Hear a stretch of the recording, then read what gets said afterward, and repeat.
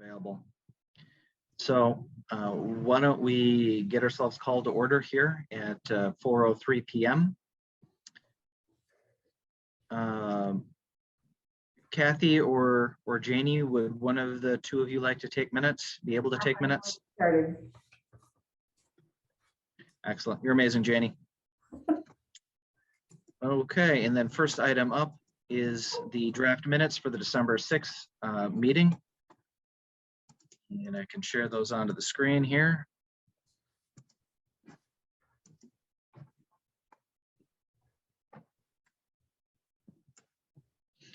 December 6th. Mm-hmm. It was the meeting where we discussed the streetscape improvements proposed for the intersection of Scranton and Oak.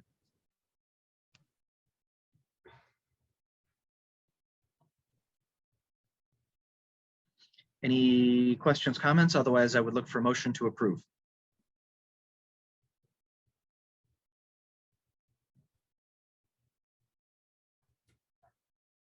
Well, I can make the motion, but I wrote them.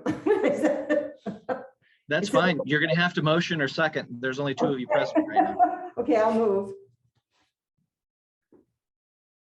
I think Kathy's saying she seconds. You're muted, Kathy.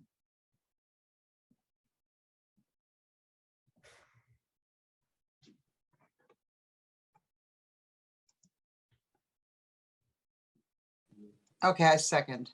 Eric, as long as I've got you, I'm actually going to switch devices here. I don't know if I can tune in on two, but I want to cancel out my iPad. So if I disappear, I will be right back. Okay. Once you log in on the other device, I can boot you here. Okay, thanks. Eric, while she's doing that, okay, I can see who's that next to us? I don't know. Okay, so I see Shaun here, Kathy. Oh, is that Bonnie? Yes, we have two folks that are present from Engberg Anderson. Eric, Okay,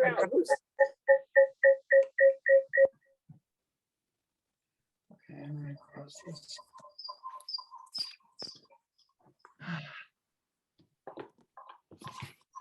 Okay. hey, So- Eric. Oh, hi. Hi. Hey, Eric, just as a matter of interest, what is it you're planning to do with the landscape? Oh, we're not planning to do anything. The village wants to do stuff. The corner there is all part of the village right of way. So, you know, ostensibly speaking, if they want to do stuff and all that right away and do some landscaping and stuff, they're within their purview to do that. So they want to create a large paved flagstone area on the corner with Adirondack chairs sitting out there. Do we want that? No. No. We told them no. You'll also be delighted to hear that their proposal includes adding a ton of new bike racks. But then they deleted those, didn't they? Some of them. Yeah. Well, I can't. The matter is that the diagrams they had were far from being to scale, in my opinion. They would never have fit all that stuff in there. No. Well, and Adirondack chairs, that's a terrible idea because they're so hard to get out of. 5 years Cal, you were not the only person to state that.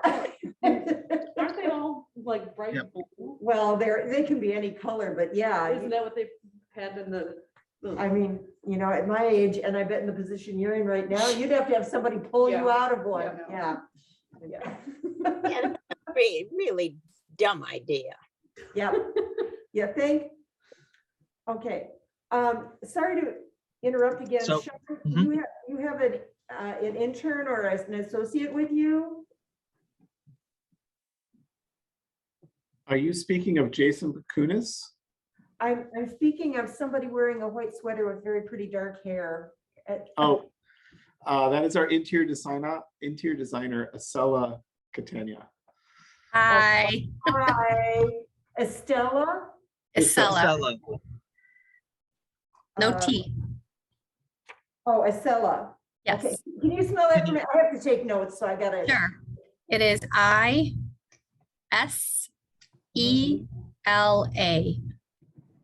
Okay.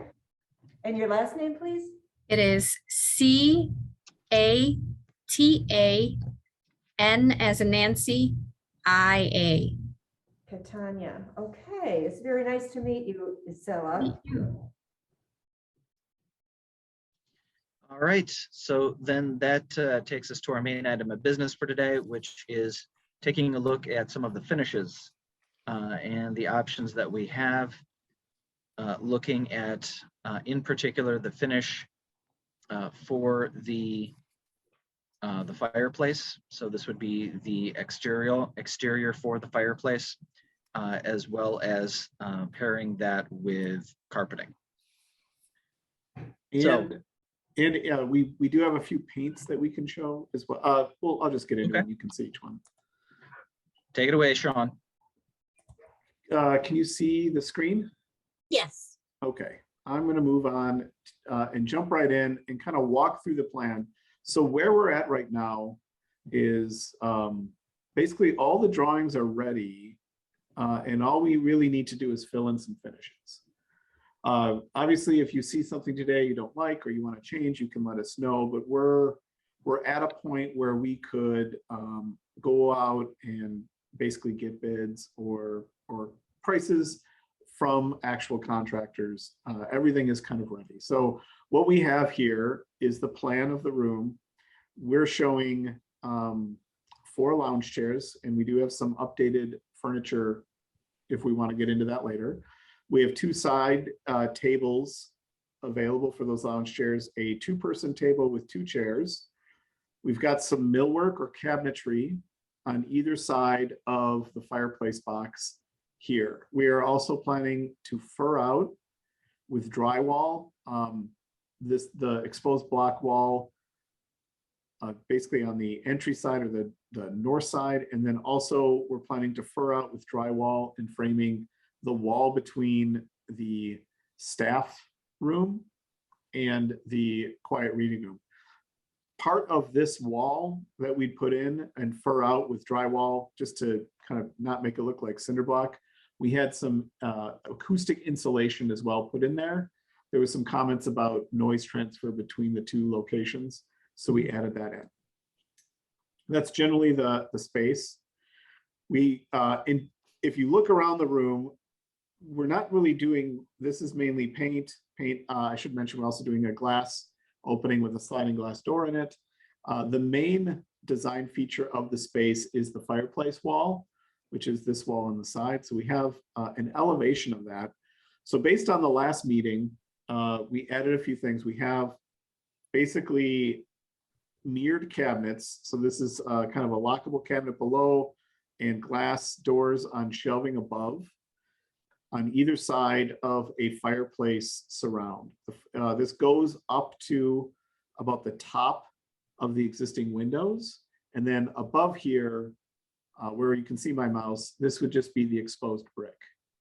Also, we did plan, as you looked through the glass doors on the millwork, that you'd see through to the brick. So we did not have like a back panel on these glass doors. The bottom, these are just traditional cabinets. These were more just closed shelves. And then we did pick the large size fireplace box, which is what we're showing here. This is a direct vent system. So just a little bit reminder, this is a contained fireplace unit. It has heat glass on it. It is direct vented to the outside. And on that is a power vent to make sure that all the smoke and everything. So that kind of happens right above the fireplace. So there's basically a flue that goes up and goes out the side of the wall with a side wall power vent. And then there's also an intake air vent. So air comes in through almost like on your home, if you look where your dryer exhaust is, there's kind of usually a little flap. So there's a similar flap that brings air into the building. So this is kind of a self-contained heating unit within the building. So it takes its own air from the outside and it expels air. The fuel, Shaun, is this gonna be gas with gas logs or? Yes, we have a gas fireplace with gas logs. And I think that last meeting, they picked the logs, they picked the grill surround, which we're trying to show here is kind of more of a modest one, really accenting the fire and the fireplace. The next couple of slides, so what you're going to see coming up is a set of finishes. And then what we did is we set up, I know there was a desire for a rendering. What we did is set up the rendering. And then we actually took the finishes that are in the quiet study room right now, and we put them into each image. They'll be generally close to what they are. But if you really want to see what these samples look like, we recommend you go to the library and take a look at the physical samples. But we do have some renderings that you can see. So I'll let Isela kind of talk through the finish options. So within these finish options, based on the previous comments, we modified a little of the carpet tiles, brought in a little bit more of a warmer palette, and then added some more, I want to say traditional, more transitional type of carpet patterns that would work well within the space, because it is a smaller space. So we just wanted to make sure that we were working within that environment and making sure that it was complementary to the brick and some of the previous materials, which you will see in these slides. So for example, in this option, the last time we looked at tiles, we did talk about potentially bringing in a thinner horizontal stone-like tile, as you see in option A, in a kind of a warmer, creamier color to give a little bit of a brighter tone into that space, and really complement the brick and the wood that you have there and the wood surround around the fireplace. So that would be around the fireplace. And then option A is similar in color tone. It's just a slightly larger format tile. It definitely has more texture and it has a little bit of movement. So when you go look at the pieces, you will see the difference between the two, the textural difference, the size difference. But overall, I think the colors are very complementary to your brick and your wood. And so once we started to look at these actual samples physically, we had to then bring in a couple more carpet colors that would really kind of complement the warmer tones. And with that, obviously, that brings us into our paint selections. And because it is a smaller room, we took into your comments about having a brighter color, nothing too dark or too vibrant in that space, because it is a smaller space, but you do have quite a bit of a ceiling. So in this palette, you could see the ivory colors for the tiles, the slightly more neutral, warmer tone carpet, and then the complementary paint. Slightly on the blue tealish side. It's a little darker than what you currently have, but I think the rendering really shows all of the materials together. So in this image, you're seeing the previous furniture that we had presented last time. But then the new configuration of the fireplace with the woods, some of the laminate options that, we'll be showing you as well. And then this really illustrates that really thin tile around the fireplace surround up against the brick. And then obviously with your light fixture, I think it's really complementary, kind of ties it in together. And then the blue is a little bit deeper, like I said, than what you have. But I think it's a very neutral, very pleasing combination of colors. And then, once we select the finishes for the chairs, we can look at bringing in some, richer, warmer tones within those fabrics. We could look at vinyls that have kind of like a leathery look. So it looks more like a lounge, comfier chair than a different type of fabric. So we'll look at that as well. So this is option number 1. So I don't know if you want us to just kind of cycle through these and then come back for comments, or if you'd like to comment as we're going through. Well, I do have a question. can you go back one slide? So, in that slide, you're talking about the bottom tile, ceramic tile sample, right? For porcelain or whatever it is. I'm talking, the one that's in the rendering is actually option A. Option A, the one on the top. The one on the top. But option B is pretty close, I would say, in color. It's just a slightly larger tile, and you really have to see it in person because it's got more of a dimension to it. This, you could see some of the linearity of the first option, but the three-dimensional pops that the second option has, it's kind of hard to render. So you'd have to see it in person and up against the carpet, and then, you know, look at it, touch it, put it up against the brick, see which one you think you like the best. I think it's way too white.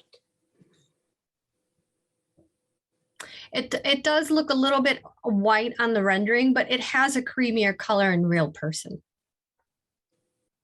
The renderings are just really just a very general, you know, overview of what some of these palettes are, where they're not as realistic as, you know, they truly are in real life, but we try to get as close as possible. Okay, thank you. Sure. Is there any reason why the surround area can't be more of the brick? That can't be preserved? I'm not,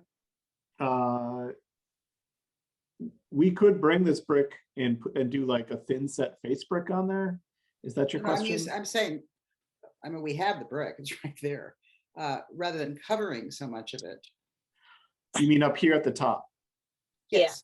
Yep. So that's where the flue is that actually goes outside. We could expose the flue, but it's not the most attractive item. So that's why we brought it up this high, because the flue comes up and goes out the window here. Okay. I think that looks nice to have the tops of the glass cabinets and the top of the fireplace box all in the same plane. Yeah, but I do agree with, I mean, my impression is the same as Cal's, that it's quite white. It's just shocking. Okay. Right. We can move on. Okay, option number 2 has a more of a textural carpet. It is a little, definitely has some contrast to it. The image of the carpet, of the singular carpet, doesn't do the actual carpet itself justice. You have to see it in person. It does have a lot of variation in it, but it's I think very complementary again to the tones of the space, and then bringing in the similar horizontal tile options. But in this case, we brought in a slightly grayish, warmish, taupish color tile. So when you see it in person, it's the same one as an option A, the B, but it's just a slightly darker version. And then within this group, what I tried to bring is more of a gold tone for the accent wall. And so when you see it all together, it definitely gives it a different look. If you move to the rendering, Shaun, you can see the differences that does. You know, having a slightly different color to the fireplace with the more textural carpet and then the gold on the wall. It definitely warms up the space, but it also gives it, the gray tile gives it a contrast, a complementary tone to the brick and the wood as well. Well, are we locked into, so if we were to choose this material for the fireplace surround, are we then locked into, we got to paint those walls that awful gold? No, we have more options for you. Okay. Yeah, you can mix and match any of these. Exactly. I think we're providing, we're not, we didn't provide every single tile with every single paint. So Okay. As we go through here, if you like one thing over the other, we can always mix and match them. Good. Okay. I'm just writing some notes here. Okay, the second option, or the third option rather. So in this one, we brought in, again, a tile that actually has a balance of warm and cool tones to it. It's definitely more of a textural, again, not large in pattern, not like the previous ones that you were looking at, but it's more textural. And then the two tile options are a larger format. So now we're looking at a 24 by 12 inch rectangular tile instead of the horizontal tiles that you've seen in the other renderings. So that's going to give it a different look. As you can see, A has a definitely even more creamier tone to it. And then B is definitely more of an off-white color. And with these two and the carpet, I thought bringing in maybe a green to kind of warm up the space and then pull in some of those colors between the tile and the floor, I thought would be complementary to your wood. So in the rendered image, when we put it all together, you can see that this is what it would look like. The tile, and I'm not sure, every screen is different. So some of these material colors will come in differently on all the screens, but you can see the larger format tile on the fireplace surround. You can see the green on the wall by the windows, and then the format carpet on the floor. You can see all of the different textures and just sort of the color shift between the slightly cooler gray and then the warmer undertones. This green, isn't it close to the first screen we saw or not? No, this is definitely more of a green. The first one, Shaun, can you zoom to the first rendering? The first one is blue. So you can see it's more of a tealy blue than a green.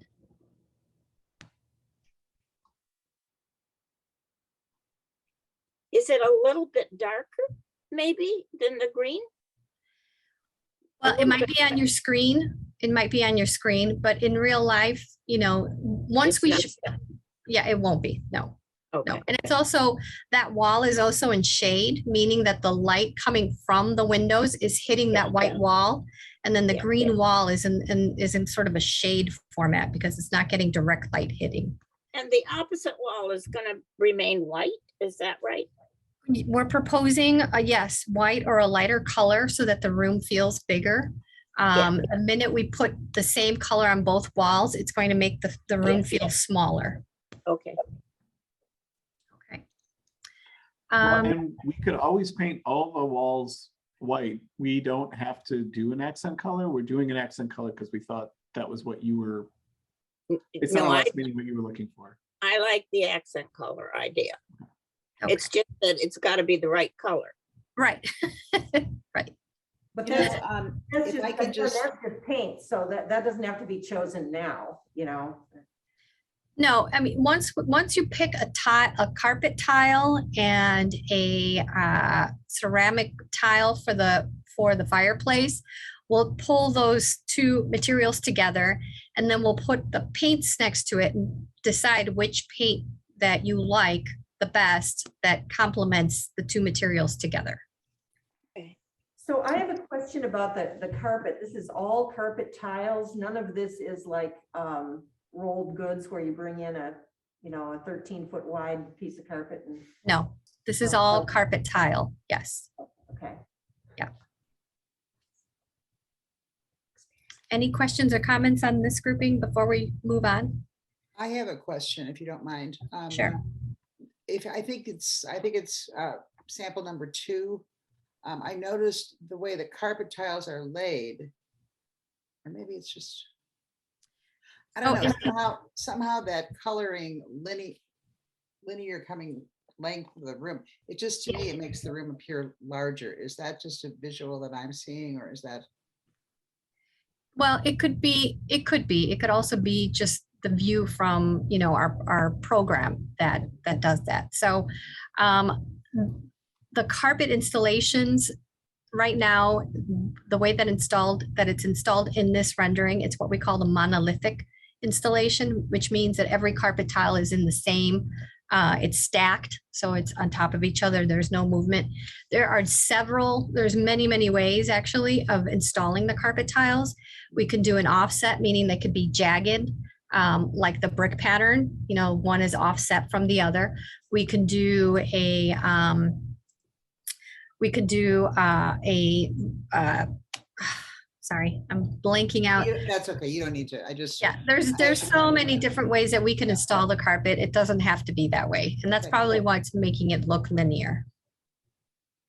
Thank you. Hey, Kathy, what do you think of this color for the fireplace surround? This light gray? Well, I like the color better than the white. This second time around that I'm looking at this room, I'm noticing, and I don't know, it's just not, the pattern of the tile and the pattern of the brick seem to be kind of not doing each other a lot of service. Yeah, Well- Everything's going the same direction. everything's very linear. Yeah. Well, actually, can I throw something in there? There've been a bunch of us over here just looking at this right before this meeting started. And, we felt like the bigger tiles actually blended better with the brick than the smaller ones, because the brick has a definite pattern in and of Yeah. itself. And now that I see it with the cabinets in there, and I realize that we can probably choose different kinds of doors for the cabinets. They don't have to have those mullions in them, or they could, but just, you have to be concerned about scale, and you almost need to come in and look at them, because the rendering gives you an idea, but to actually see it, to use those smaller tiles that are like, an inch wide or 2 inches wide or something like that, although it's a beautiful pattern, it just is very busy against the brick. Gotcha. I agree. Yeah, I agree. So that color with the larger tiles, or even the first just seemed too light, but Is there anything in between this color and that really light color? That was one of the things we were going to ask. We do have we have 2 more options that we can go through. I don't know if there's darker ones on here, Isela. I don't remember. We do have other types, yes. So this was the second selections that we looked at were more of a metallic look. So some of them will have a bit of a sheen and sort of a variation in the tile, mimicking a little bit of an aged metallic sheet metal. And so what the two colors that you're seeing right now are from the same family. It's just one seam. The A is a 12 by 24 inch tile, and they're calling it an aluminum, but it's actually a warmer tile. It's probably the warmest tile that you have in that grouping.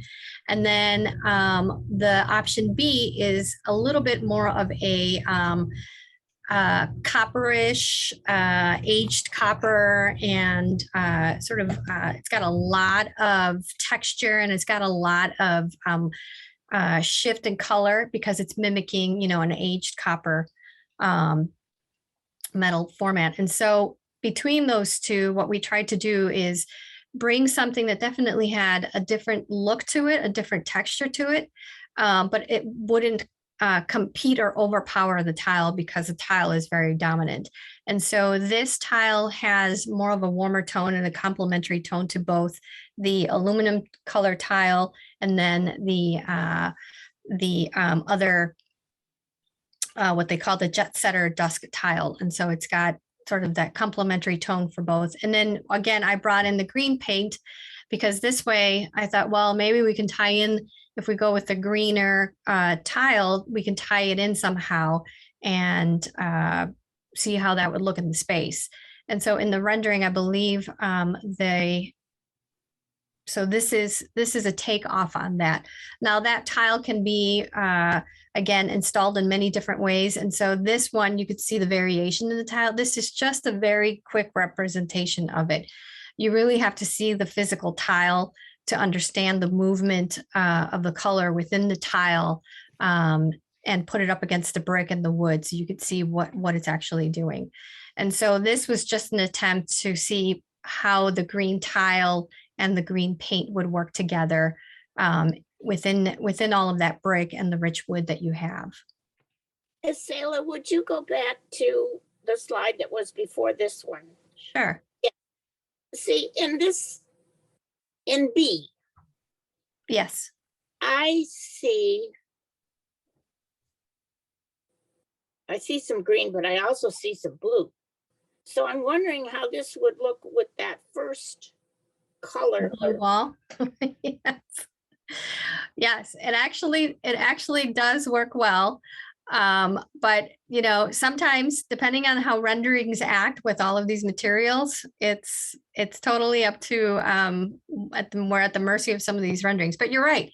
I think looking at these materials with in the room with the lighting up against the brick, and then you know we can send the paint chips as well. You know, you can do a combination and then come up with, you know, the scheme that you like the best from all of these products, all of these different tiles and all of these different paints. So this is just one combination with that one tile. Yeah. And that one tile, the one I kind of liked, when you put it on the wall, it's going to look like that, like to a bunch of squares. It's a rectangular piece, so it's a 6 by 24. I can't remember what the image states, but each tile is going to have a variation. It's not going to be the same pattern. So there is going to be a lot of variation and a lot of movement with that specific tile. Okay. Yeah. Well, it looks like copper with a really beautiful patina on it. Pretty sort of. much. Yeah. It's trying to mimic something metallic, whether it's a copper or, you know, some other material, but there's so much variation. I don't want to say that there's so much variation. There's quite a bit of variation within each tile. Yeah. And with most of these products, I did include product sheets.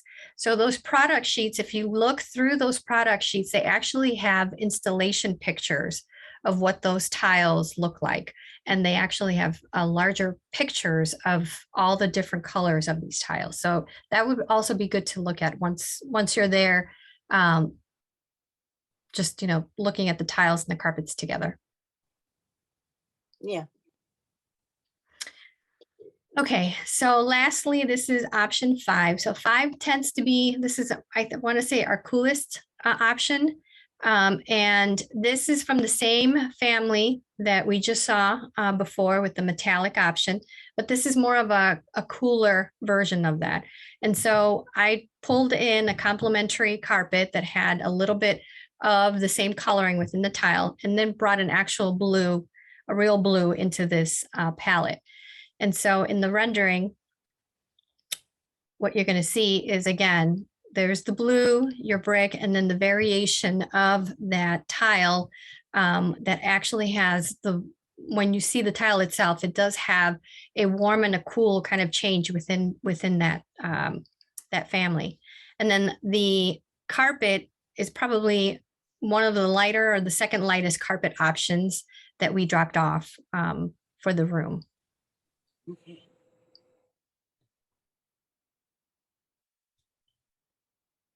So now you have a variety of, you know, different size formats of tiles up against the brick for the fire surround, and that gives you kind of a general idea of some of the things that you can do. And that tile A lot of seems, beautiful options. I really liked the things you've come up with, Stella. Thanks. I'd be You know- curious to see what it looks like in that space. You know, I think that really is an important thing to do, is to take those materials in that space with that lighting and just kind of see how it looks, you know, up against your brick, up against the wall. We're not updating the lighting in there, are we, Shaun? Was that part of it? No. Nope.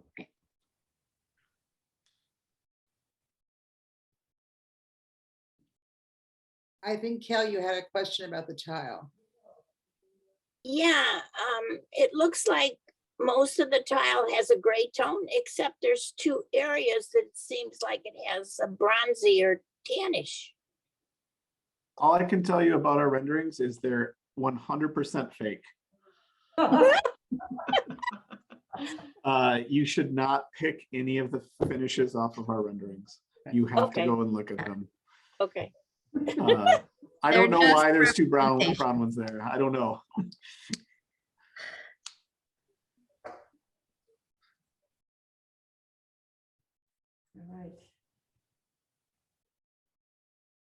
On to the next one. This is it. So there's Oh. furniture next. So I could go from the beginning and kind of flip through them again a little Yeah. slower, or Let's just do kind that. of, and we can, so what we wanted to show you just as an overview, now that you've seen them all, is to kind of go from a small scale tile up to a large scale tile. And okay.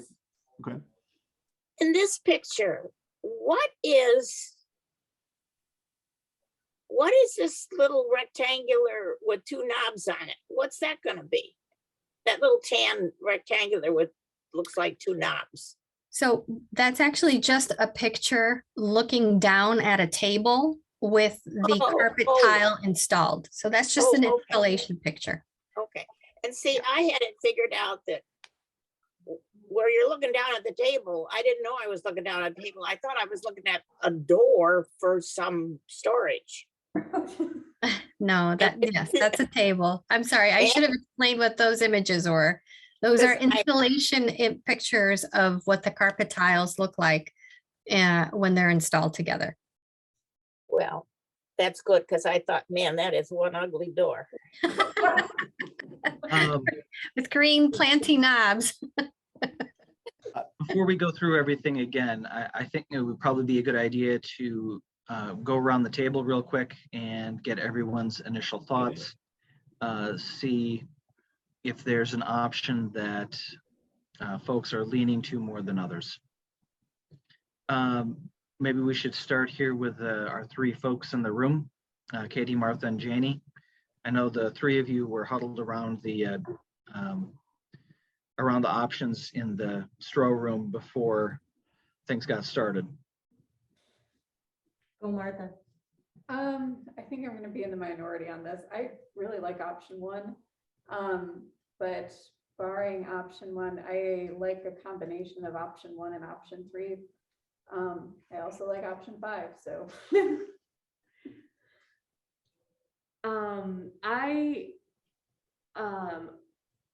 And when we were looking at the samples against the brick, I really did like the lighter colors against the brick, more so than some of the darker metallic ones. But we did have a couple, like there was one larger tile that was very kind of stark against the brick, and then the smaller tile option that had more of a creaminess to it, that I think I kind of lean more towards that. But I wouldn't necessarily rule out the gray tiles. I just happen to gravitate towards the lighter one just because of the contrast. And again, adding a little bit of brightness to a small space. That being said, I definitely prefer the larger tiles over the smaller ones. And I would also lean more towards, if we go with a paint color, I would lean more towards the teal or the blue. The green wasn't bad, but I was definitely more drawn towards that color family than the gold color. I should clarify, I'm 100% sold on this wall color. And no one can convince me otherwise. Which one are you talking about? This The one one, that's- the that's teal. the teal. Yeah, the the teal teal. is definitely my favorite, Yeah. with the blue a fairly close second, and then the green a third. The teal was the first color, is that right? Yes. The teal, yeah, that's the first one, okay. Okay. All right, I would have to agree with pretty much everything Katie said. I like the contrast of the larger scale, the 12 by 24s against the brick. But I like the creamier color that is in choice B of what you have on the screen right now. So I don't know if the ones we looked at in the 12 by 24s, there was a pretty severe white, and then there was one that was a little bit creamier, like B there. And I was thinking that there's probably something, that's closer to that creamier color in the 12 by 24 size available. But I may be barking up it. Could we just flash through just take a look at the other options really?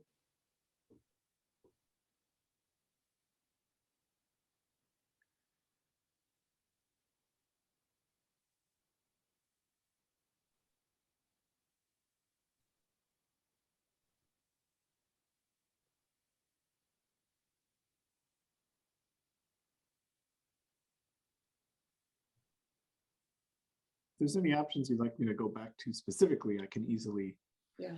mouse around. Well, I would concur with everybody else on the teal color. I think that's very handsome. It actually goes along with our logo, which is kind of nice. I like You did. I like a lighter tile. I agree that one is way too light, and I realize we're looking at a rendering, but nonetheless, it's just that wouldn't work at all. And I think a larger tile is a little more interesting. The carpeting, like that one, I think just blends in too much with the brick. So I liked not real dark, but more of the gray toned as a contrast, sort of, I guess, medium shade of gray with, I didn't like that second one, actually, the second time I looked at it. And I get that these tiles all go in differently, but I just think the floor is a little bit of contrast. So I don't know if that helps you. Go back one slide. Yeah. Now, what is that that's on the fireplace wall? That's a larger Oh, tile. that's that That's aluminum? a- Yes, it's the creamy one. Okay. Is that aluminum? Is that a metal or? is No. that No, is a tile. that's just a regular porcelain tile look, and that's the creamiest, warmest option of that grouping. Yeah, I Oh, think I like that. you were talking about an aluminum. What was that? Right, the tile had the aluminum name, right? So that's this Oh, group. it's just the name of it. Right, Oh, it's the name of the tile. They like to get fancy with their naming, so, but this was the grouping that had sort of the metal look option. and can we see that slide again? Sure. We don't have a slide of the aluminum. We No. Yeah, use- you just did. You showed something. Green. we The use aluminum, I believe, Shaun, if you go to the next slide, is this grouping. So yes, so that has that much variation in it. Okay, now go back to the other slide. No. Not that one. There, that one.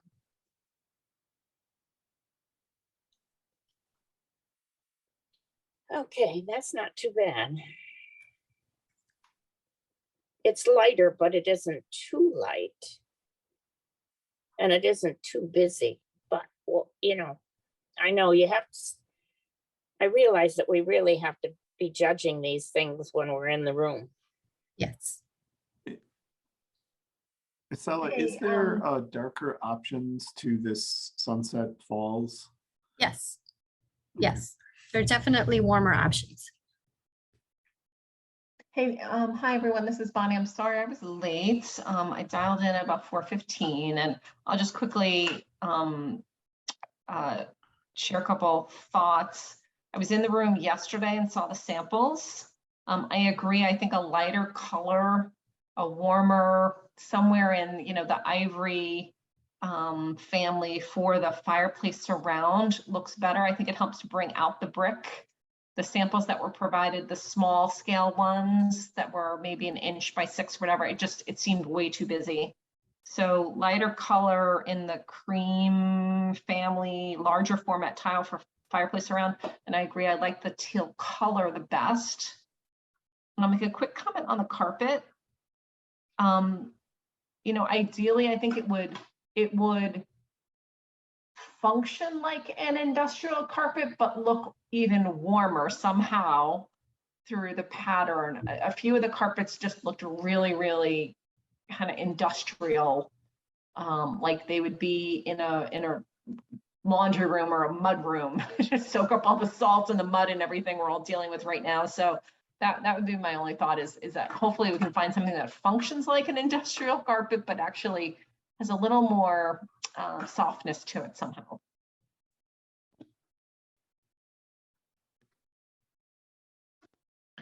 Okay. I'm gonna jump in real quick and share my thoughts. which actually are that the one I liked the best was the cream colored one. That seems to be most popular here with the group that we're looking at now. I think in particular, looking at him standing in the room and in the light and next to the brick, that the difference as far as how much the lighter colors really pop versus how much some of the darker ones really blend in, I think is a lot more noticeable in person than it is in the renderings. That was certainly, looking at it, one of the things that I took away from looking at the samples. So kudos on getting those to us. It was definitely really good to see those in those space. And then I would second as well the teal as my first choice for the color.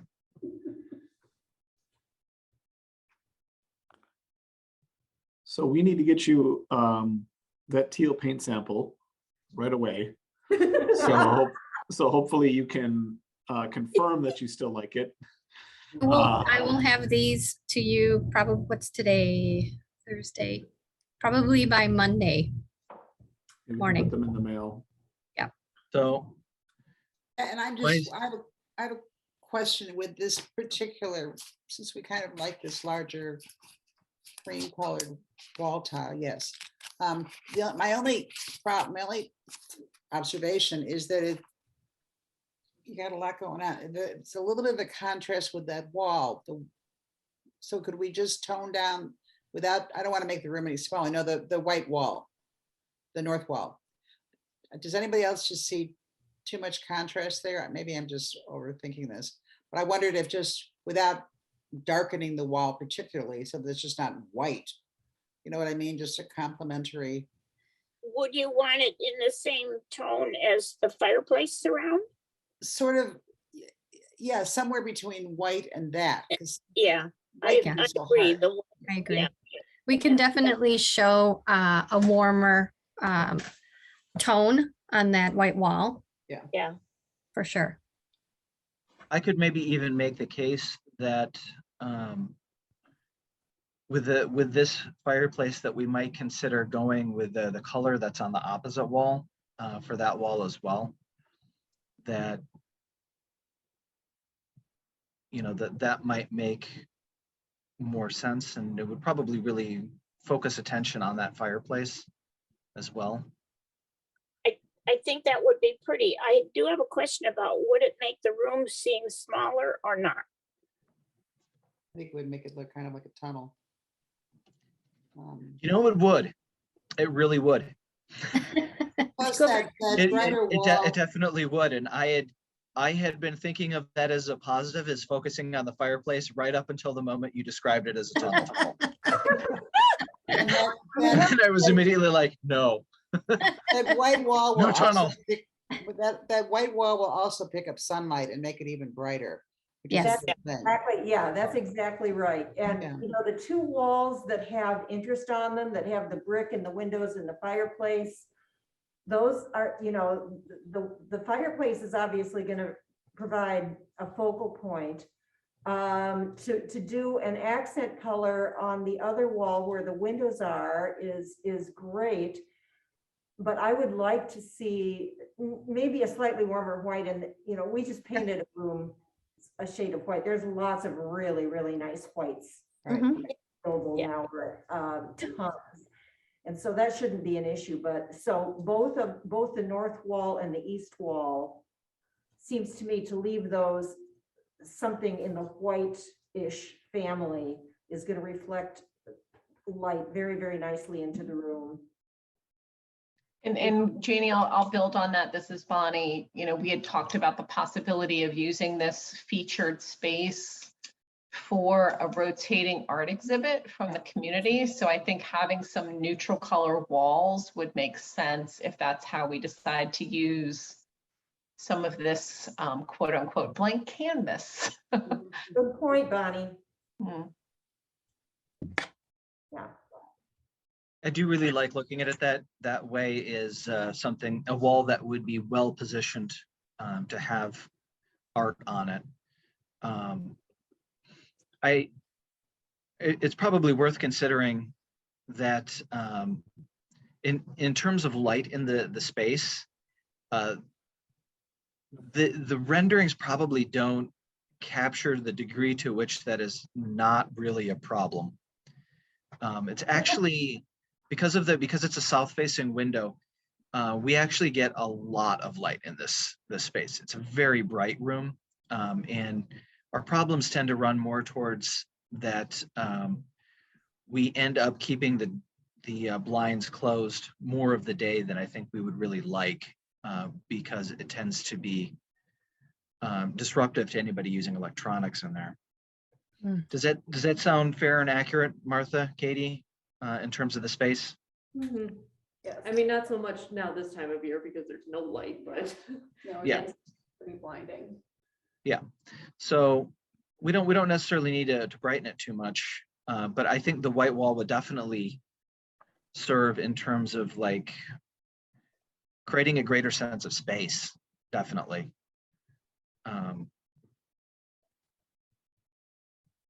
I like it. I'm on board. I'm back on board with the white. Pulled you back on board. For a future thought, do we have any mural painters? Oh, yeah, there's lots of those around town. Yeah. We could, and then so many murals that just went up in the last year or two with the Quasqui Centennial. Probably just wander around the community and do a little bit of literal window shopping. Yeah, because that's a nice blank wall. I do like the idea of rotating Yeah. art exhibits too, to exhibit local artists, for a while, to have it be a little mini gallery of sorts, something like Well, that. how would you exhibit them? Would they be like on easels against the wall, or would you hang them on the wall, or what? We've actually done that in the spruce room. We installed like a rail or something. Mhm. And you can like put things on the wall to, I'm not describing this very well, but we've done it before. It's fine. Well, it's a picture rail and you hang the Yeah. stuff on the picture. And also there's all sorts of like 3M command hooks and all that kind of stuff where you can hang stuff. If it's not too terribly heavy, you can hang a lot of stuff without leaving any damage on the walls whatsoever. It's not like you have to drive in nails or anything like that. Oh, good. So that's becoming easier to do than ever. Okay. Yeah. We managed to install a very easy, efficient, and attractive system down in the spruce room. So it's doable without too much stress. Okay, so my sense here is that we're circling around agreement as far as what we would like to see for the fireplace, as well as the wall color. And the question then, and the one that we haven't discussed as much, I think, is the carpeting. We discussed a little bit some of the things we do and do not want to see, but I don't know that we really landed as much on a particular option. Can I throw out an idea? Would it be, I mean, your current carpet is kind of like a gray black. I don't know if maybe something, it's not this, but it's probably. That's the one we said was most similar. It's actually the one I said I disliked the most. I'm wondering if you just keep your existing carpeting in the room. Like it's in really good shape. So I don't know if that's an option. That's certainly an option. Eric, I was going to ask you what the possibility would be of if we, whatever carpet we choose, to run it throughout that main floor, not just in the reading room. Well, it's a cost we'd have to be able to pay for. Right. Yeah, I'm aware of that. That's just something that we might consider though, because I know there's, I know that the existing carpeting, I don't know where it is on our list of, gonna have to be replaced in the next couple of years. It's about 10 years old. It's about 10 years old, and in a public Yeah. building like this, that might be, And there's a square that keeps popping up. there you go. Well, It might be toward. Hey, getting that's- towards its functional life anyway, so. I got that sucker glued back down. Well, for now. It's down and it's staying down. I swept up under there so that there isn't any dust for it to stick to. That glue is affixed to the floor and it is fixed good. It is staying down. I mean, we also just had a conversation yesterday where we were like, is that discontinued? So Yep. that might also be an obstacle. Yeah. How, So how old is the present carpeting in what will be the Stroh room? How old is that carpeting? 10 years. Oh, okay. But if So- it really looks good, you could keep it. I Yeah. don't know what it looks like. And Well, you know what? if we did keep it, it would probably be with the knowledge that it would be included in the replacement of carpeting that will likely have to do sometime in the next 5 years. Right. And Um, oftentimes the larger the area, the prices comes down. So I appreciate that suggestion, Shaun, as a possibility, because we probably will want to be as cost conscious as possible. And if that is something that we would obviously have to attend to, but and I think is the first floor tiles? I know everything downstairs is tiles. Are It's those- tiles. Okay. So I'll just quickly flip through the carpets again. Maybe there can be, if there's time for a little bit more discussion on them. So we've got the one that's similar, I think, a little bit to your current one. I'd look more at the image over here of this carpet rather than the blow up. It's got kind of a white and black mix in here. This has got a little bit more color to it, a little bit more pattern. So very safe, very neutral type carpet. And kind of these two carpets are very similar. I think, right, Isela, this is just a lighter version of the other one. Yeah. So one looks. Yes, they're the same, they're within the same family, it's just they're two different tones. This is more of a warmer taupey tone, and the previous one is definitely like a light grayish tone. I'm sorry, it's a medium gray tone. I was remembering it wrong.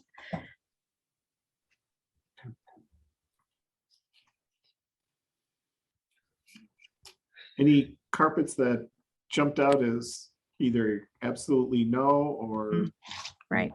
maybe yes? Yeah, the one second to the last one. The one before that. Nope. The two that you talked about, but you said one was a lighter version of the other one.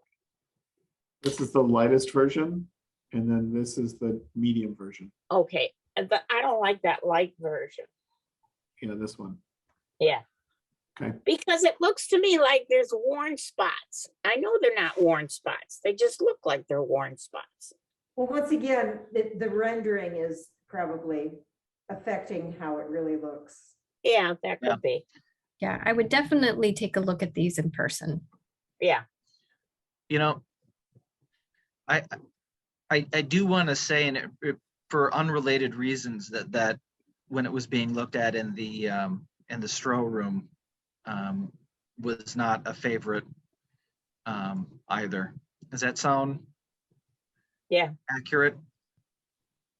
Katie, Martha, Janie? Well, there was one, and I can't remember which one it is, but it just, to me, it looked like something that would be on the floor mats of a car. Oh, no, that was the one that was closest to our carpeting. That was the one you didn't like. I think that was the one that you were looking at. Yeah, and Yeah, I can't remember which one it it was. was the farthest, yeah, that one. The one that was along the west wall. Yep, yeah, that one. Yeah. I don't think anybody else liked it either particularly. Am I wrong? Well, Martha liked thought it. it Martha was- liked it, of I course. mean, I thought it was fine. Yeah, you know, they're all pretty close. I mean, how many people really look carefully at a carpet unless it's, you know, in a room you don't exactly study it, but there's some very interesting choices there, that's for sure. It's true that people don't usually look at the carpeting, but I can tell you that I really looked at the carpeting at Northwestern Lake Forest Hospital because they have a whole bunch of carpeting that looks like it's all worn out. And I know it's not all worn out because they just built the hospital. That's right. And that one carpeting kind of reminded me of that worn out look. I think seeing the samples in person, a couple of them, I think specifically they were the second and third carpet samples in the slideshow here. You see, that one was definitely, I think, where the contrast was the most visible, but seeing the lighter tones in the carpeting, especially when you look at it against the brick and with some of the lighter colored tile, you start to see some of those brought out a little bit more, which could look really nice. But I think that's definitely something that I noticed looking at them in person that's not as apparent in the rendering. So Yeah, who was it that used some of them that have what appears to be a very random pattern in them are very organic looking. I mean, you almost feel like you're walking on a forest floor or something, which is kind of a nice, I mean, the colors are wrong for a forest floor, but that kind of feel, they're just very random, and it's very, very contemporary and kind of a neat look, I think. Hey, this is Bonnie with a question for the design team from Engberg Anderson. So in some of these industrial carpets, what I've noticed is that there's a subtle third color often that gives it an additional dimension. Mm-hmm. Is that something that we could consider for this room? I just find just the tones of gray, light gray, dark gray, just a little boring and industrial. Whereas sometimes when I've seen it with a third color, maybe it's something that like aligns to the brick colors, or something that aligns to the teal color that we've all kind of agreed is the top of mind. It just kind of warms it up a bit, gives it more dimension. Sure. And there are definitely patterns out there that have that. Typically some of those patterns, I think we have to be careful because it is a small room, and we just need to make sure that once we start to bring in that color, that third color option within the tile, that it's subtle and that it's not going to be overwhelming in the space. But there are, for example, the first tile that we saw in this rendering, that family does have, and there are other competitors, other manufacturers that offer similar tile with just one stripe of color in it, in each tile. And so, we could look at something like that would bring in more of a teal color to it, or a reddish color, or I'm not, depending on what the manufacturers have to offer, we can certainly look at something like that. Is that what you're sort of thinking? Yes. Okay. But in the rug, right? We're talking rugs, right? Yes, in the carpet tile. Okay. Right. I've also seen something that's more of a fleck, if you will. I mean, this is a very striated example, an option one. Maybe go to option 2 or 3. I've seen this with like blue in it. I've seen, yeah.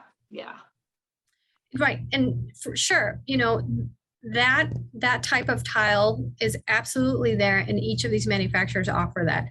I think we have to be careful because sometimes those colors in such a sort of the fleck that you're talking about, they're slightly larger and they do overpower the palette. They become more of a focal point than a complementary tone to what we have around. Mm-hmm. So, we can look at different types of color within some of these families, or similar to these families that we have here of tile. And then, we can eliminate the ones that you don't like, and then just have something that brings in a little bit of a color tone to it, that third complementary color to the carpet tile. I'd be interested in seeing those because in my opinion, kind of all of these two-tone ones look very much like a car. Someone said the interior of their car kind of thing. Right, and I also want you to think about, the furniture too. We still have a layer of color that we could bring in with the furniture, the fabric. It could be, we can look at different fabrics to bring in pops of color. Again, that's just another level that we can introduce complementary color to the brick, the wall, and the wood. And I think looking at the carpet tiles in person, even they may not have, an actual color, but looking at them in person, I think several of them have like a more subtle, like a third tone or a shade of gray in there as well. That does give it more dimension than we're seeing on here. I would agree. There's a lot more variation in the color than is showing up on these slides. Yes.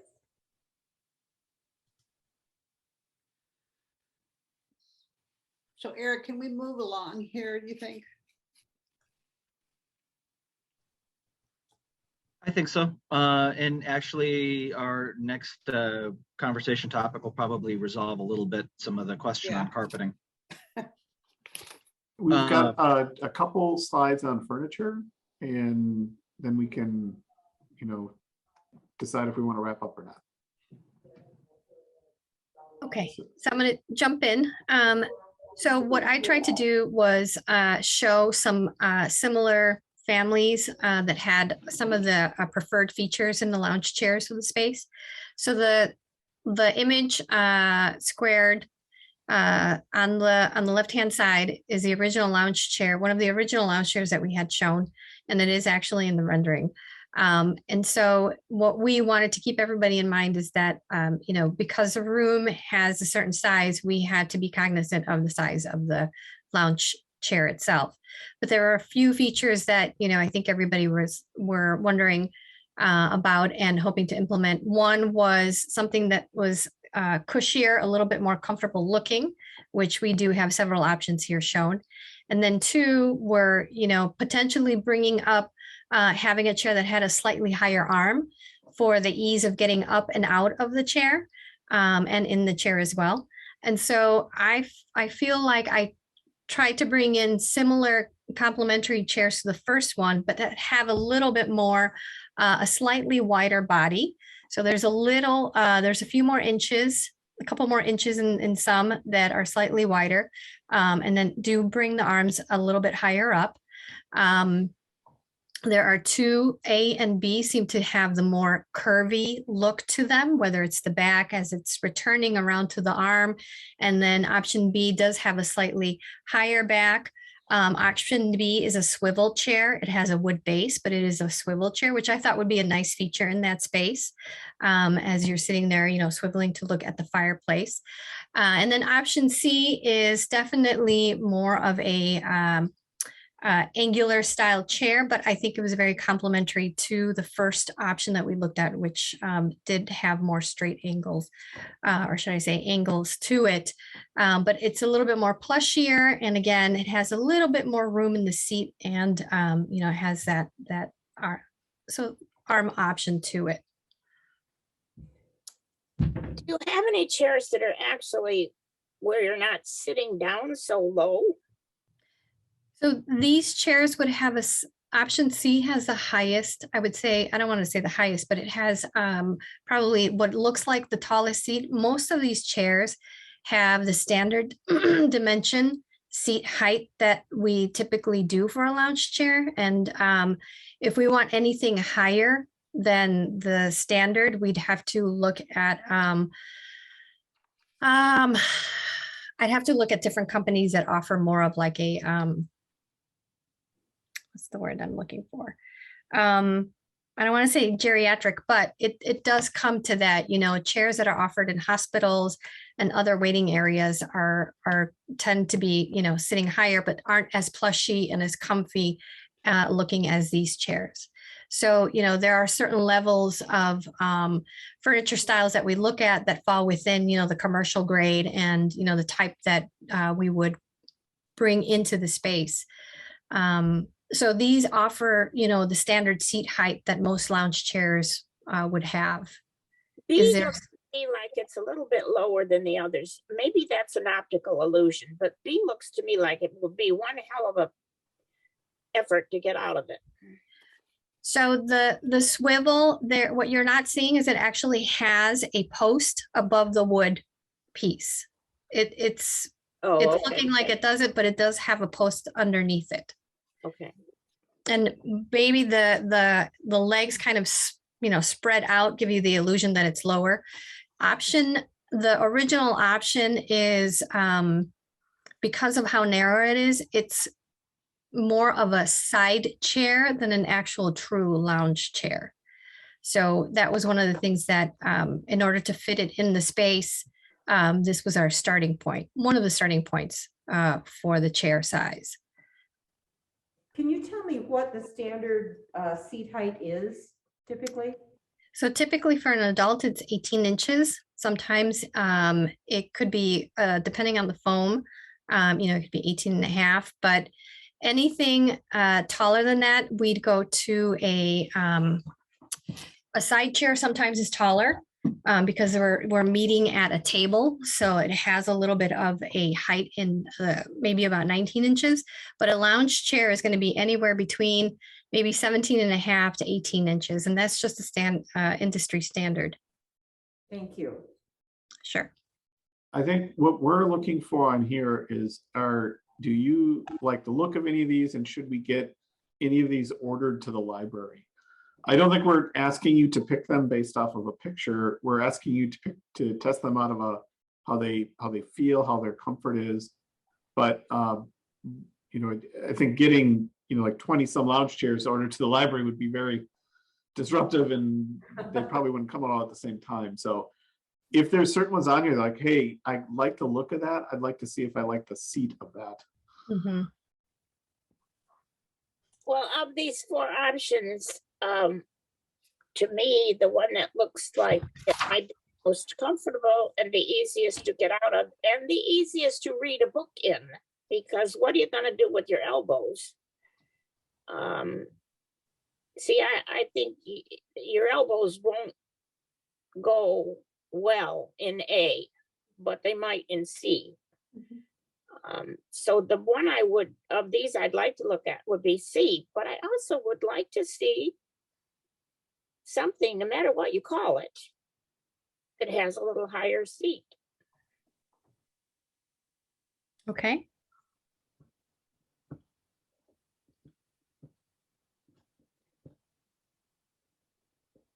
Yeah, I'm gravitating towards A or C. Yeah. My second. I kind of like A. It looks cozy. Mm-hmm. Yeah, it does.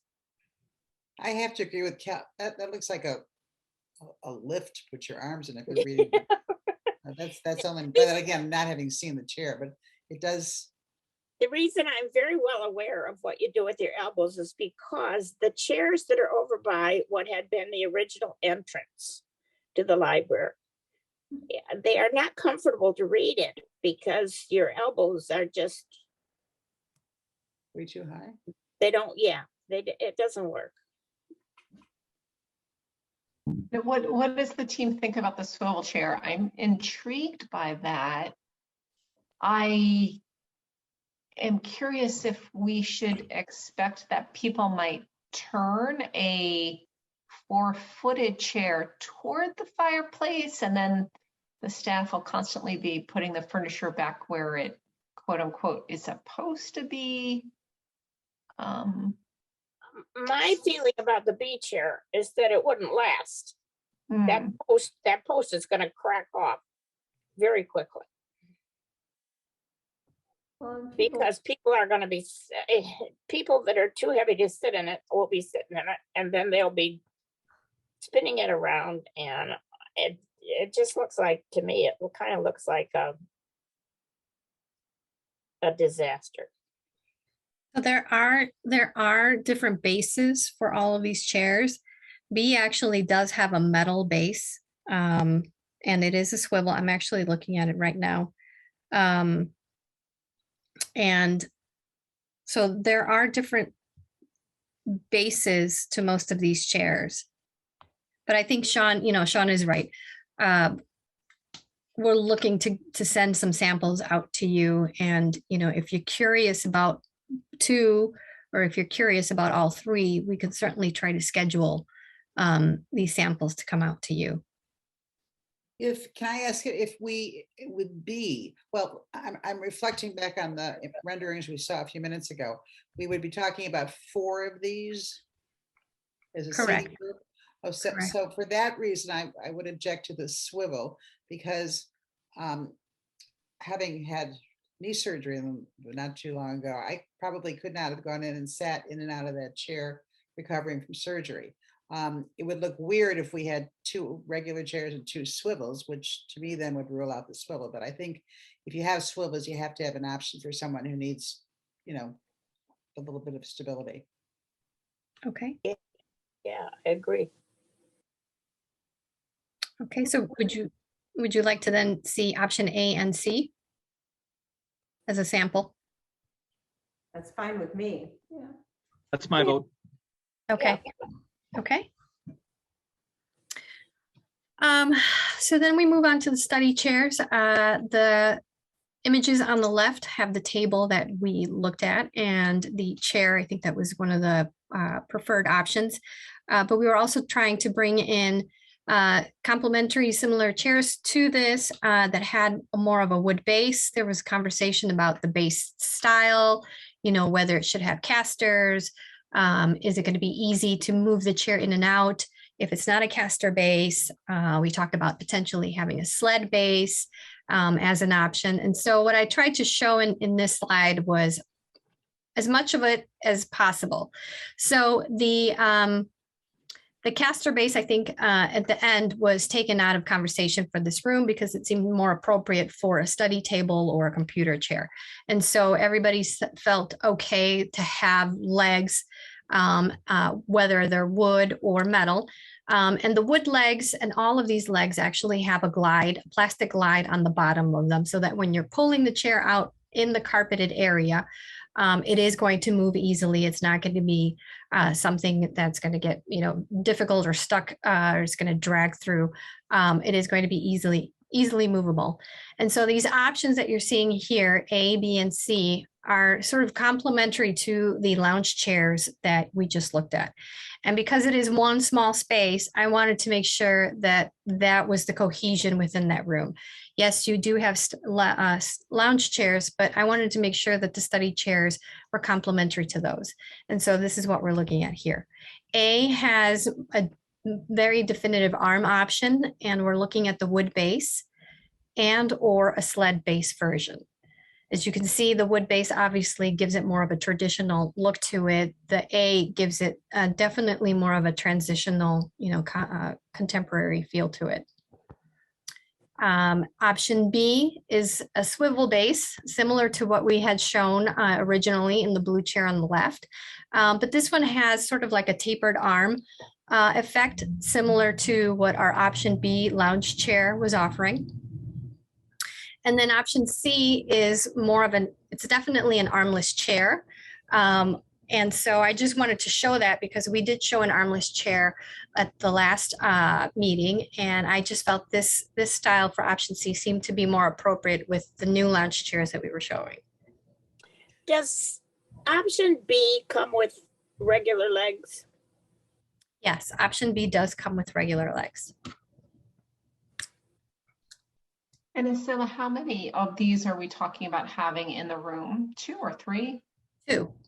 We're only showing 2 and 1 table. Okay.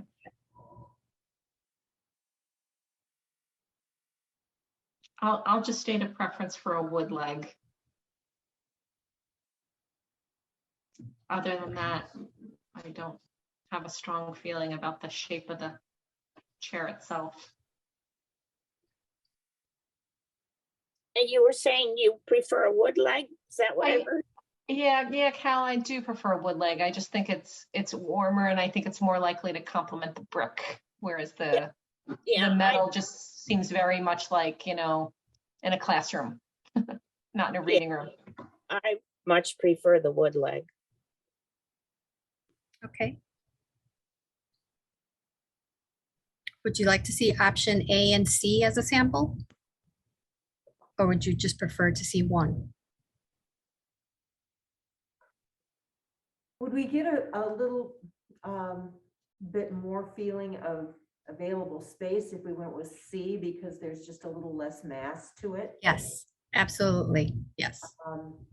Because if you're going to be sitting at that table, you're probably not going to be lounging reading. You're probably going to have something on the table, either you're writing something or you're going to have your laptop there or whatever. Or you're going to be facing somebody. And How sturdy is the table?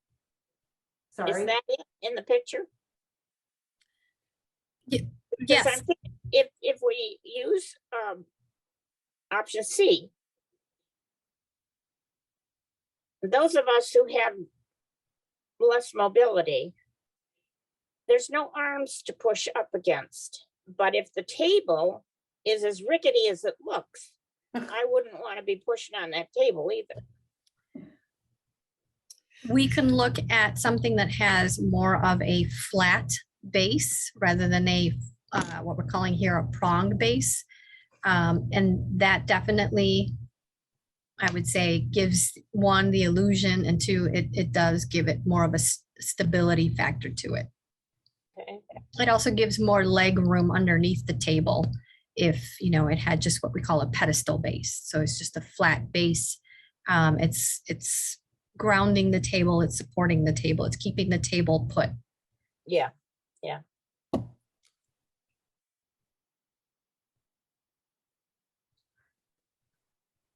Okay. So maybe we should look at both option C and option B.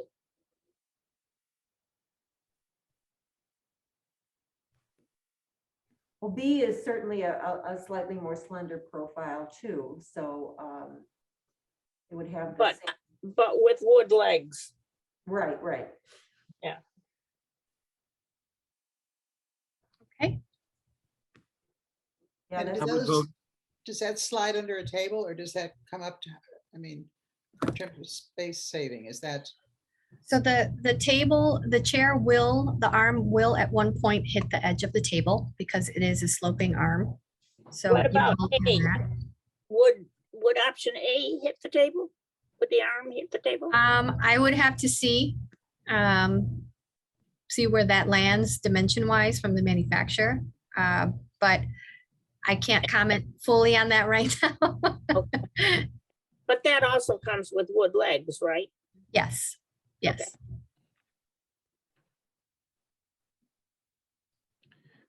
Sounds like we're Yeah, leaning which- towards A and C.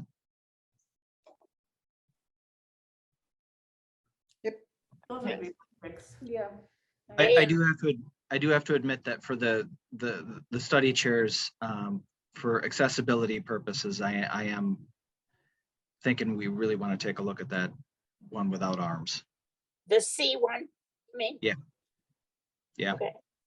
Yeah, I think with C and then with armchairs on the other side of the room, that's giving everybody an option that coming And in what with- what about the chair that's shown with the table? It would also be, it would have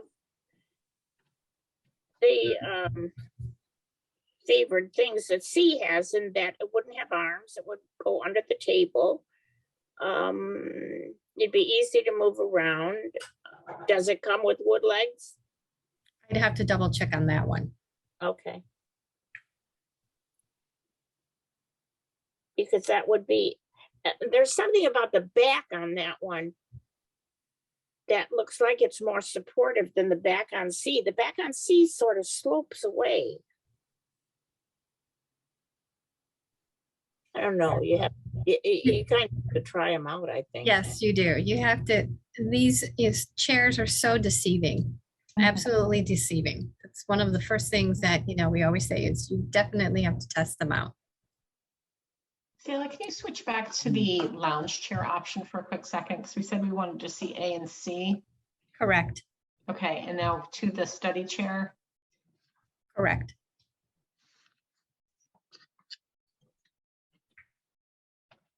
Okay, thank you. Okay. So then we're side table options. So these are, yes, these are side table options, and these are different styles. So, you know, there's a lot out there, but style number A, it's definitely more of a wood table. It's a slope table. This actually could sit, all of these could sit in the center between the two lounge chairs.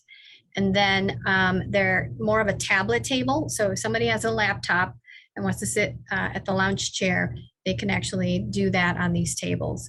Laptop, book, newspaper, whatever the case may be. They slide underneath the base of the chairs, and then you know, they could be moved around and or put in between the two lounge chairs. So option A is all wood. Option B, I would say, is probably the most flexible option. It has the metal base. It's a very sturdy table. And then the tabletop is a laminate tabletop. So we can pick any complementary laminate to the wood that you have in the room, or any other color. The bases come in all different colors. We can do black, we can do white, we can do silver. So there are several options there. Number C is letter C is a height adjustable table. So again, this is going to give you that flexibility of moving up and down depending on, you know, the chair that we select. And, you know, obviously if you're looking for something to have that option, there are tables that do that. So these could all work within your space. It's just a matter of preference. How heavy is A? I'm not quite sure. They're all meant to be pretty stable and still be lightweight enough to move around. Okay.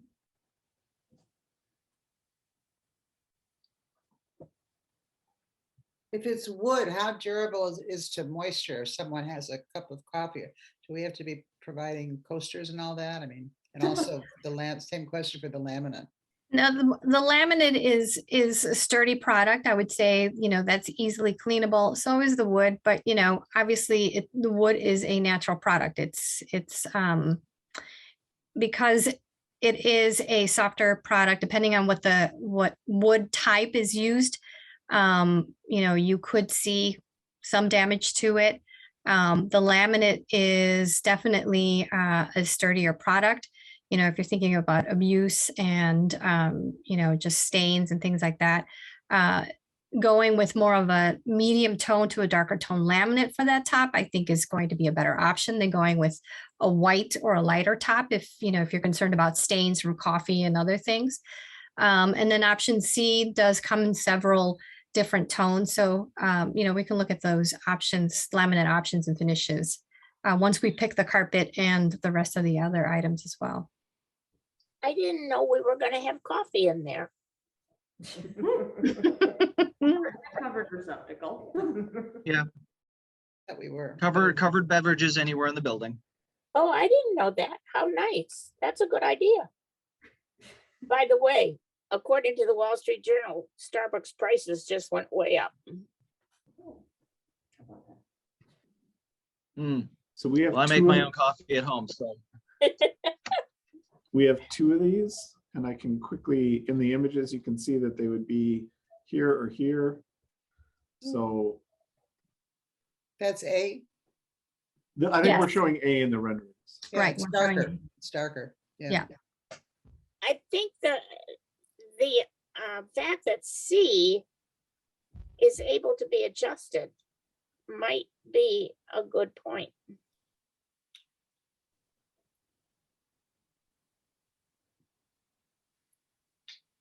It all depends on how much Definitely. flexibility you want to give, you know, patrons. Yeah. Do you trust them enough? No.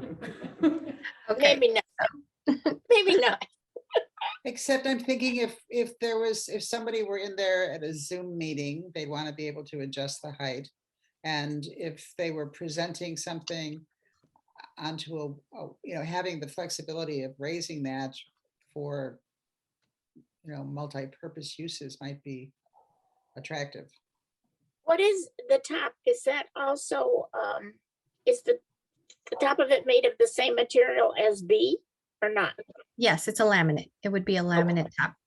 Yeah. It's just a slightly different shape and it's cut differently. Whereas in B, it's a typical 3/4 inch laminate top, and then it has a finished edge around it. So there's variations, but the C is a laminate top, and then it's what they call a knife edge, so that it's narrow at the ends, and then slowly tapers to the center where it's thicker, and that's where your support and your table is really sturdy.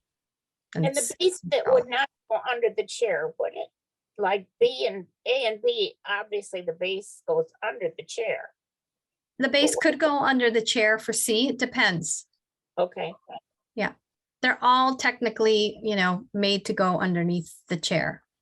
Yeah. It's kind of like B, because you could have it, it's going to be between two chairs, right?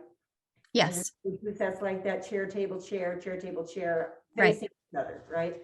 And so you could have, you could either have it just be like a table between two chairs, and there'd be room underneath it to put down your purse or your, your backpack or something like that. Or if you wanted to slide it under your chair, so you use it as like a little work surface or something, you'd have that option. But it's just a nice, clean look. I'd be worried about, and I like the look of A, but I think B might be a little more durable and a little easier to manipulate around. Sure. C, the one where you can adjust the height, Yeah. that's just inviting trouble. Yeah, I was gonna say, something to futz with. And they're gonna and- futz with it, yeah. And so, Right. if you need to raise up your laptop, you go get a couple of books for crying out There you loud. go. There you go.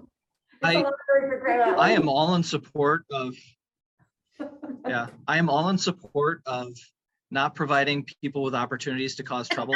I'm not 100% sure what we're concerned that they're going to do with this ability, Yeah. that they would They will figure that they something would out. break it, that they would like extend it out, like Oh, God. yeah. All like the we way come up. in and it'd be Right. raised to the ceiling, or I'm not sure exactly So it sounds, what shenanigans are we fearing. it sounds to me like everybody's leaning towards B. Yeah. I am. Yeah, I agree with Janie's assessment. Yeah, I really like What? the look of A, but I think A is not really practical. Okay. I think it's less durable. So while it's pretty, it doesn't have, I don't think it has the durability or the functionality of B or C. And I would defer to Eric. If he thinks C is a troublemaker, I believe. Don't. I agree. I'm confused why we think. I was trying to say that I'm confused why I think that C might be a troublemaker. I'm not really sure exactly what we're worrying that people are going to do with it. Wow. They will find a way to break it if it's adjustable. Yeah, that's what I would think. Yeah. Okay. Yeah, Okay. I'm sure you're right. Well, probably. I would say C than B for my preferences. So I think we're settling in on B. Okay. And by the way, they'd be able to break that So nice. if they Yeah. want to. Yeah. Oh, they're all breakable. Yeah, right. We can do a concrete table if you like. I'll break it. That's breakable too. They'll break it. They can vandalize it, but they won't break it. No, but somebody might stub a toe, break the toe, and then sue. There you go. All right. Well, that is all of the fun furniture slides I had for everybody today. So we'll Okay. get these ordered. Eric, can we have them, usually, hopefully they call ahead when they're about to deliver. Is it okay if we tell them to contact you, or would you rather have them contact Please. somebody else? Okay. Have them Okay. Contact me. Sounds good. We'll hopefully try to get them all there at the same time. But they are coming probably, some of these are different manufacturers, right? Yes, we've got a couple manufacturers. I tried to group families and styles together so that it, we're dealing with minimal amount of companies, but yes, there are at least a couple of companies here. Okay, so we'll try to get those as soon as possible. We are limited on their schedule. Yes. So we'll see I how will- fast we can get them over to you. Right. So next topic up here, after the furnishings, would be talking about the budget. So before we get into that, I would ask folks how everybody's doing. If you feel that we've got time to do another meeting topic here, or should we instead look to get a second meeting scheduled for next week? Knowing Hang that we'll really want to dig into that. John, my I have another Zoom meeting tonight, but I don't know what time it is, so hang on, I'm gonna go look at my calendar. Okay. I'm probably not crucial for the budget discussion, but I am scheduled to leave in 5 minutes, so I'm gonna peace out, so. Eric, I have to leave no later than 6. But Okay. I think it's important for the committee members to have a listen to what's going on financially and get the estimates in front of them, and then we can decide if we need to reschedule or schedule again. Okay. I mean, My next Zoom is at 6:30. okay. Cal, you're a busy gal. As long as I don't have to go outside the house in this weather. So how about this then? Kathy, how about Shaun gives us a quick 5-minute rundown on the numbers. I forward them out, which he sent me, forward those out to everybody in the committee. And then I really do think that we ought to circle back around and discuss more next week. Yeah, I do have just a few questions for Shaun after he goes through, but 2 minutes worth, so. And Eric, I'm generally open right now, Thursday and Friday. Okay. Next week. So I'd be more than happy to. All right. Okay. So. Because So it's this is an important subject, so I just want to be sure that we're going to give it the time that it needs. So Jason, I will, Jason put this together, and I did crop some of this out. This is a document that he sent to me. I just cropped out some stuff to make it a little bit bigger on the screen. So there were some notes that he also had in addition to this. I'm wondering, Jason, if you want to send your full report on to Eric after the meeting here. For sure. Please do. So why don't you walk through, I mean, I don't want to steal any of your thunder there, Jason. No, go, yeah. Yeah, so we had reached out to contractors based on the drawings that were provided, received some live pricing based on the, what was, we had to take into some assumptions with some of the tile and some of the finishes that weren't selected, but generally speaking, all the trade costs are grouped in that first grouping. We had a inflation and construction contingency just as a good practice, for the budgeting purposes, and then that can later be reduced as we actually confirm all the numbers as the design is progresses and is finalized actually. And then below we have some CM supervision, some lettering allowance. We have the furniture, fixtures, and other soft costs. We do also have the HVAC balancing allowance. We didn't want to include that above just in case we don't need it, but it's something we could we're keeping track of. And then the sliding door is also grouped below there with Engberg's fees as well. Just kind of briefly went over that. I can go into more specifics if needed. Well, yeah, so the top part is basically the material cost for the project. So this is everything. You got some demo, temporary partitions, because you're an active library. The intention is to create some sort of partition, so when construction activities are going on, it's not too disruptive to the rest of the library. Carpentry and casework really is the cabinet piece. So I can flip back to images. Those are kind of the cabinets on either side. The interior walls and framing, we're furring out and providing drywall on 2 of the walls, as well as insulation between, I described that in the beginning. That also would be included in Jason, just double check. There's drywall and framing, so the firebox itself has to be surrounded by drywall. Drywall is considered a fire rated product.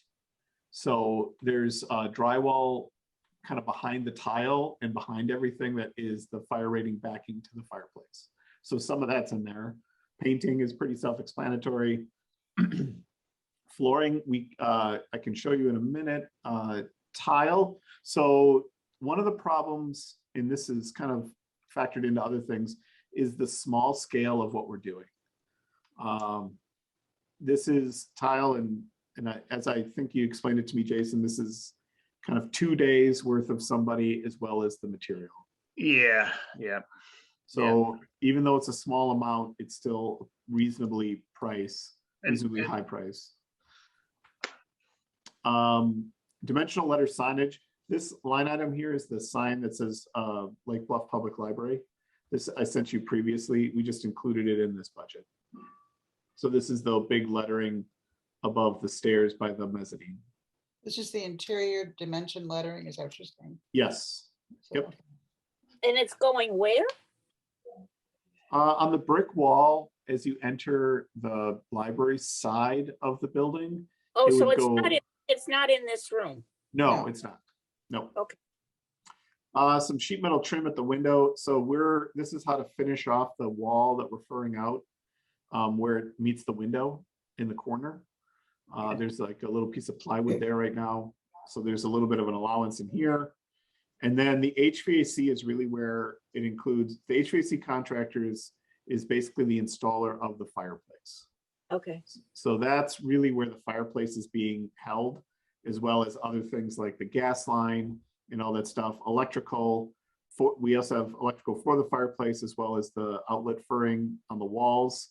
Yeah, So getting that's rid of kind of all the- that wire mold, putting everything in conduit, boxes, pipe, with the fire alarm, with the current power that's there, reworking the data.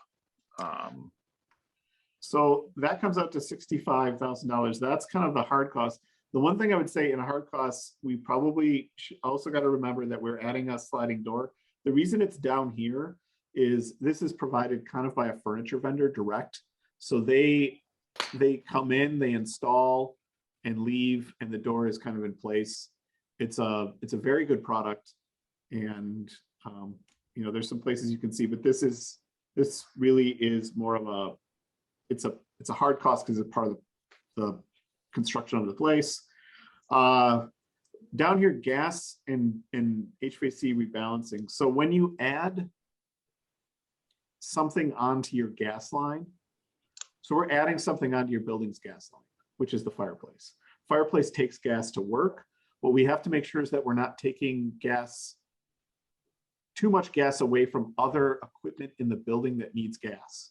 What I'd hate to happen is you turn on the fireplace and your boiler turns off because the boiler's not getting enough gas. So you have to rebalance the amount of gas that goes to each product. It's not that hard to do, but it takes a guy some time to balance your gas line. So that's really what this is for. You're not taking that much gas with the fireplace, and maybe we don't have to balance it. But I've been on a project where this exactly happened. They put in a new boiler, and as soon as the new boiler turned on, the old boiler, they had 2 boilers, turned off because the old boiler wasn't getting enough gas. And all they had to do was rebalance the system, and it worked just fine. So there's a little bit of a cost there. Okay. And then I don't know if it makes a lettering. difference. We don't have a boiler. No, but you have a hot water heater, HVAC and units. it is going to Yeah.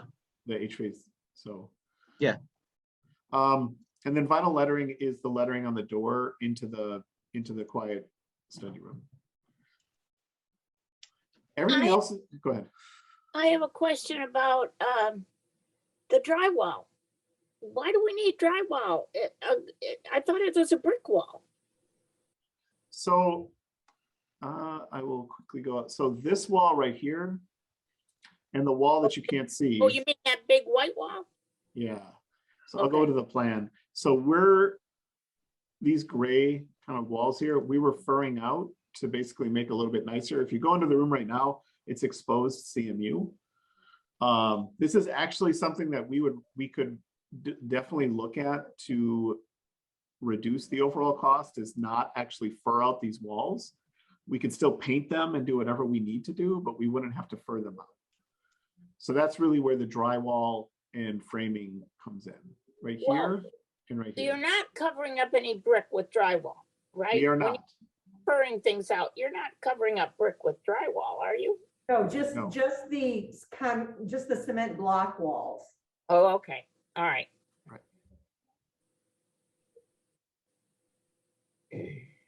So that's what that is. And then we do have a furniture allowance right here of $10,000. We added up what, you haven't selected the furniture yet, so we don't have costs on what those actually are. We're using our baseline costs from other projects, from basically what lounge furniture is, what chairs and tables are, and we came up with that furniture allowance.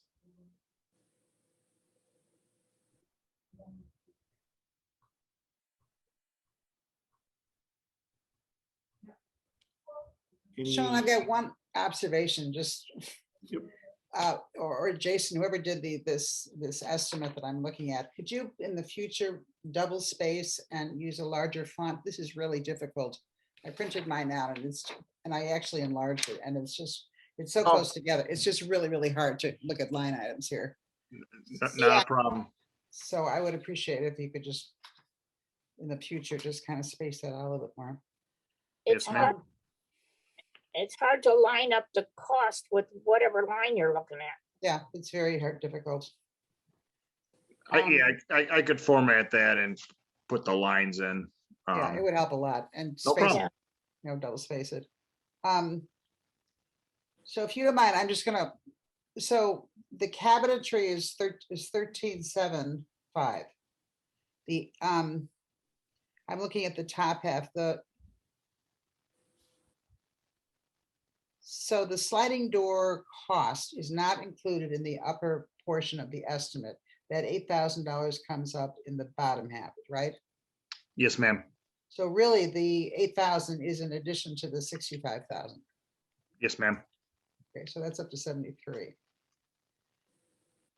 But the lettering, which is separate from the room, is approximately 2,800. That is installed, or is that materials, or is that? That's turnkey installed. Okay. That's, yep. Okay.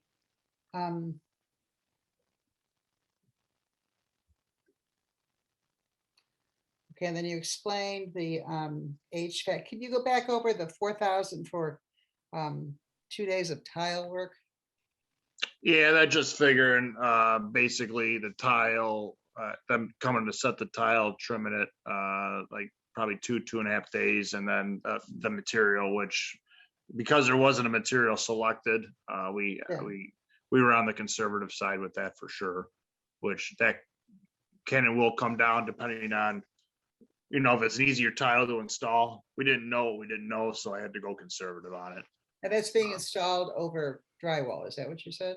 We got to put cement backer, which is just a different facer than drywall, but it's a gypsum product that has a facer that is suitable for installation of tile, wall tile.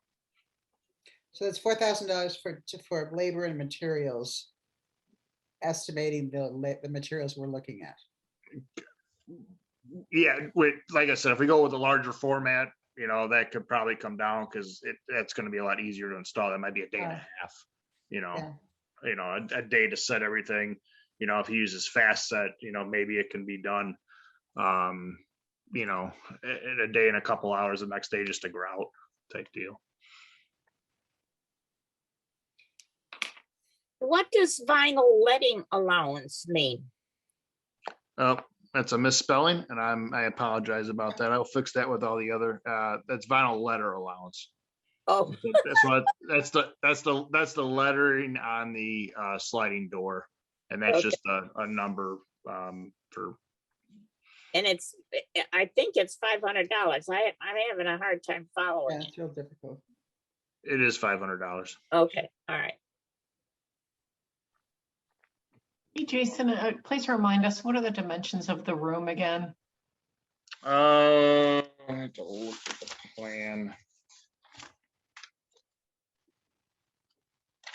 It's 11 by, basically, hold on one second. I'm doing the math right here. So it's about 11 and a half feet by 16. It's about 188 square feet. Okay, and so the flooring estimate of $4,000, is that installed? The flooring is actually not on here. That's tile. I know that the tile is $4,000. What's, do you know? Okay, right, the flooring, the flooring tile is $4,000. Is that installed? No, Bonnie, the flooring is, we don't have a number there. The tile is the tile installation around the fireplace. That's, Oh, fireplace surround. Got it. Thank you. Okay. so actually back to flooring, do you have a number somewhere for that? Yeah, we have it on the, I believe that's on the next slide, Shaun. Yeah, I think I copied it over wrong. I think it was 25. It's gonna cost $2,500 to keep the existing carpet? No, The opposite. I'm saying that to keep, this was an alternate, so I'm suggesting you keep your existing carpet. And then we can note carpet replacement as an alternate, and that alternate would add $2,500 to the project. Oh, okay. Because right now this budget doesn't include the carpet tile. It just, we pulled it out because we thought it was is in good condition, and it's an easy thing to maybe deal with later. So And you're then, saying if we chose to add new carpeting, we would add 2,500 to what we are already dealing with yes, here. yep. No.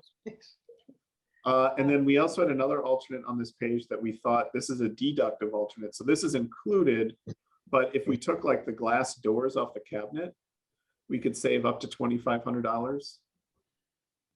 We thought that that might be a reasonable, I know that you like the ability to secure the cabinets, but this might be an easy savings to have. Well, that I would- mean, That would be the 13,750 less 2,500. Right. Okay. if we're gonna take the ability to lock those cabinets away, we might consider just doing away with the cabinets at that point. I'm not sure what else we would do with them. Right, I was thinking the lower cabinets, we could keep the doors and lock them. It was more just the upper ones, but yeah, we could then, I mean, that would be a much more significant savings to the project to take a look at, removing the millwork on either side of the fireplace. That would be a significant impact on the budget. Well, why didn't you figure out what that impact would be? We would still have a shelf at the top of the lower cabinet. Is that correct? We could keep the lower cabinets and just remove all the upper, but yeah, there would be a top on the cabinet Yeah. that you could set things. Was up. that what you were suggesting? Maybe I'm mistaken. I was kind of Talking going about with, all the millwork? yeah, I was thinking we remove all the millwork on the sides. And that would technically reduce things, not quite by 13,000 because we still have a mantle on the top and we have some wood trimmer on the sides. But it would make a significant impact on the budget. Uh-huh. And it's something that can be also, implemented easily later too. Yeah, right. I think some of our suggestions that we had to think about, I don't think we're looking for responses today, was if you eliminate some of the cabinetry, the casework, as we just described. The other thing would be to remove the furring out of the drywall walls. That is also would make a nice significant impact on the budget. We would still recommend painting the walls, but we don't necessarily have to fur them. We could also look at more like going in halves. We could still fur out the wall between the staff space and not fur out the other wall. I think that there's multiple ways we could look at targeting things to bring the number down. What do you mean by furring out the walls? You're covering up like block? Is that what you're doing? Yeah, Yes. we're putting metal studs up and then putting insulation between the studs and then putting drywall on top of that. So there'll And be, that insulation is supposed to also help control noise, right? yes, it gives an acoustical property. Yeah, okay. It doesn't, if you chose not to fur that, I guess it's north wall. So we have a lot of conduits over there, a lot of electrical, so that would still be all exposed, is that right? Yeah. Yeah. That's not a good idea. Right. The reason we were furring them out was to hide the electrical mainly, and then the acoustics was brought up by the staff as there's a little bit of noise between those two rooms. Yeah. So Cal, how do you feel about potentially going without the cabinets or potentially going without the drywall?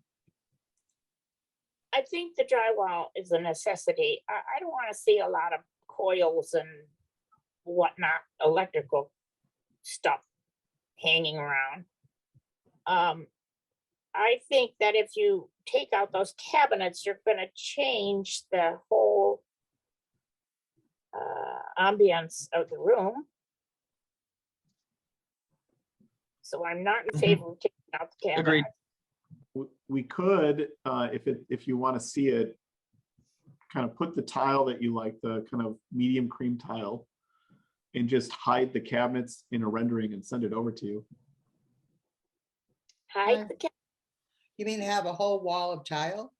No, we would just hide the cap. We would put the right tile in. So we'd go with like this option, maybe make this a little bit more creamier, like what you were saying. And we can just hide these in our rendering. Not delete them, but we can just hide them. So So you that just we see could see brick. what it looked like without the cabinets. Is that what You could see what it would look like without them. I don't need Yes. I don't need a diagram to tell me what's going to look like without them. Okay. And if we took away the glass doors and locking mechanisms and just had shelves, or even just like one, well, that would not reduce things much. So is that what you're saying? The glass doors themselves are about $2,500. Yeah. We can still keep the lower doors and lock Yeah. them, but I know the glass doors were. Oh, I yeah, don't say this I'm lightly. I'm saying get rid of the glass doors, but have some kind of shelving. Just because I think the original thing you guys showed us was just shelves. Right, it was. Well, yeah, But well, then- and to know we will also be carrying a construction contingency. So if we don't spend any of that contingency, maybe there's $2,500 left. We can always put the doors on later as well. Is a strategy as well. Yeah, unfortunately, you're even without the contingencies, we're way over I know. the dollars we were expecting to come in.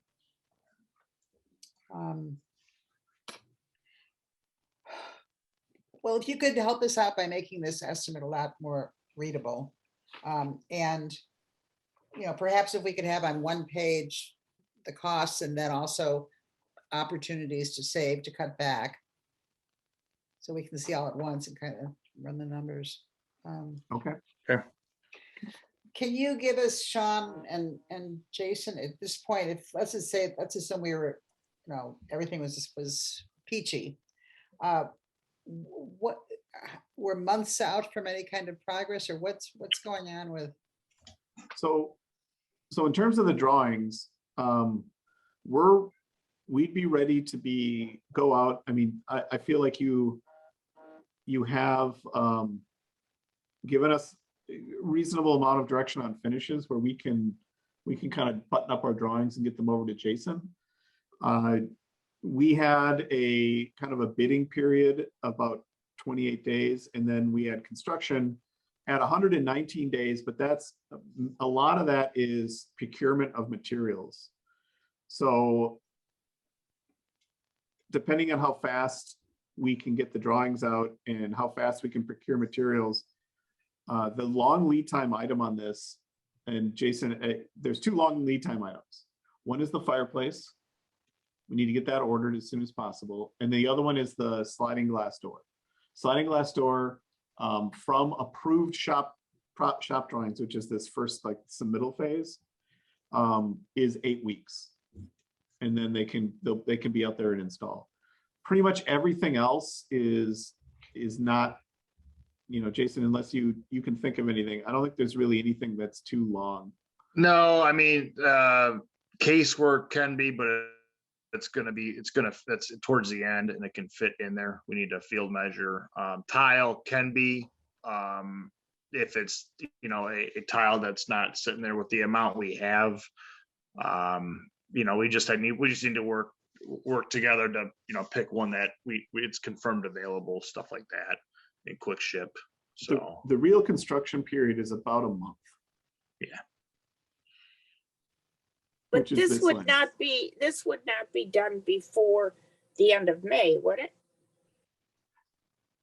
It would depend on what we get on the fireplace ship date.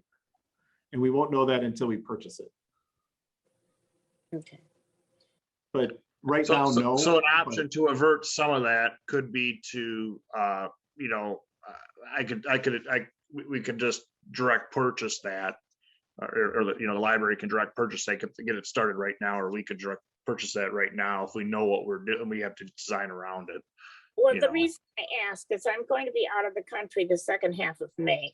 So I don't want this thing finished while I'm out of the country. Right now, we're targeting to start kind of at the end of May and get done kind of at the end of June. I have a couple weeks in here for punch list and closeout, but it's about a month. Yeah, okay. And that, again, it's just really dependent on the nice thing about the glass door is they will come and install.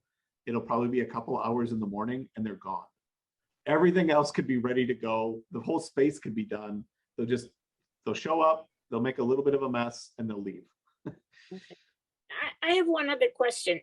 I forget the cost, but there was a cost involved in putting up some sort of a, I guess, barricade to keep the rest of the library from being too disturbed by the construction. So what was that number? $1,500. And Okay. It's a temporary partition and floor protection allowance. Do we have to have it? That would be so there's many different types of temporary partitions. You can do a drywall one, or you can do just like visqueen, which is basically like a plastic barrier. The plastic barrier being your cheapest, but it's not going to do much for noise. It's a plastic curtain. I mean, it's not a lot of libraries do anything secure.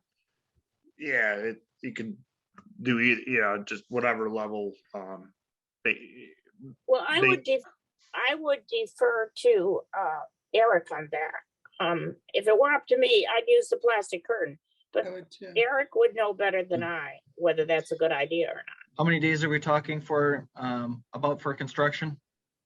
Just figure about a month, so 4 weeks, let's just say. But don't you guys come in early? We don't even open till 10.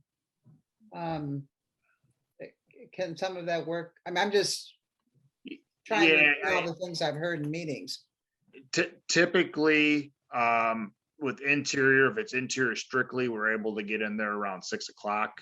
And so we can get quite a bit of work done, especially the noisy work, coring, drilling. You know, there'll still be a little bit of residual noise, but we can get the real noisier stuff done beforehand. But there'll still be some, you know, work that trickles into the afternoon, obviously, because that's only a half a shift. Sure. There's two really loud things that you're gonna need to prepare for, and one is they'll have to drill some holes down to the basement to get the piping, to get the gas line up.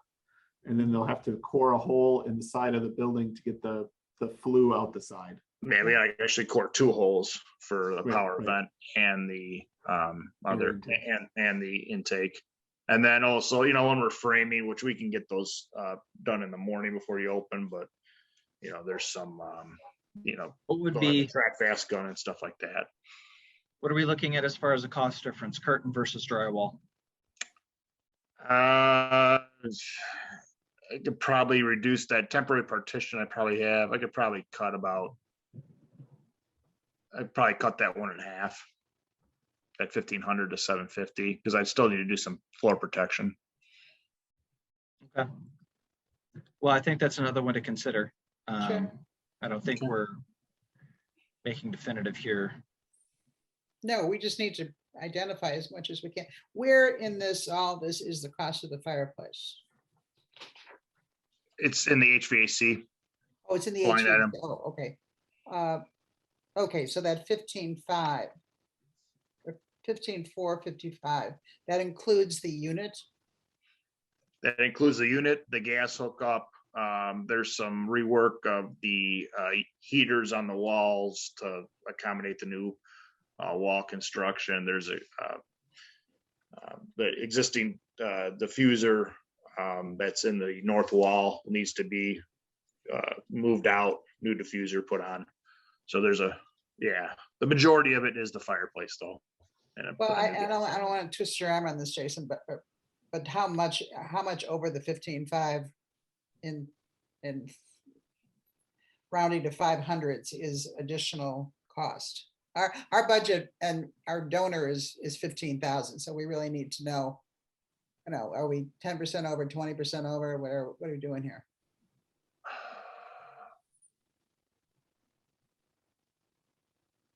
I'd have to get the breakdown from the HVAC guy.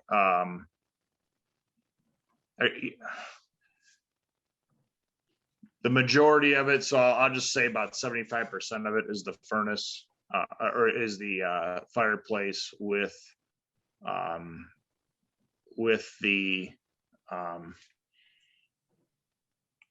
gas line.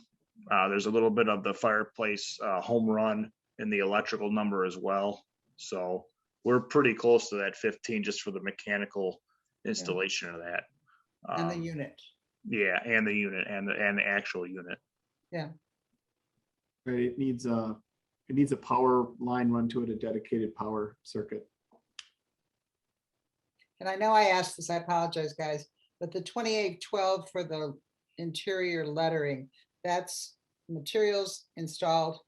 So we can actually take that out of the room. That's not happening in the room. Yeah, I could actually, if you would prefer, I could actually, drop that down. Yeah, let's have that as a separate item, please. And then I could, if you wanted to, I could move the KI up there just so it's a kind of a more Oh, consistent. that's the door. Yes, that's where, that's obviously. I can go ahead and switch those when I'm doing the some revised formatting as well. And do you know the dimension of the amount of space the tiles going in?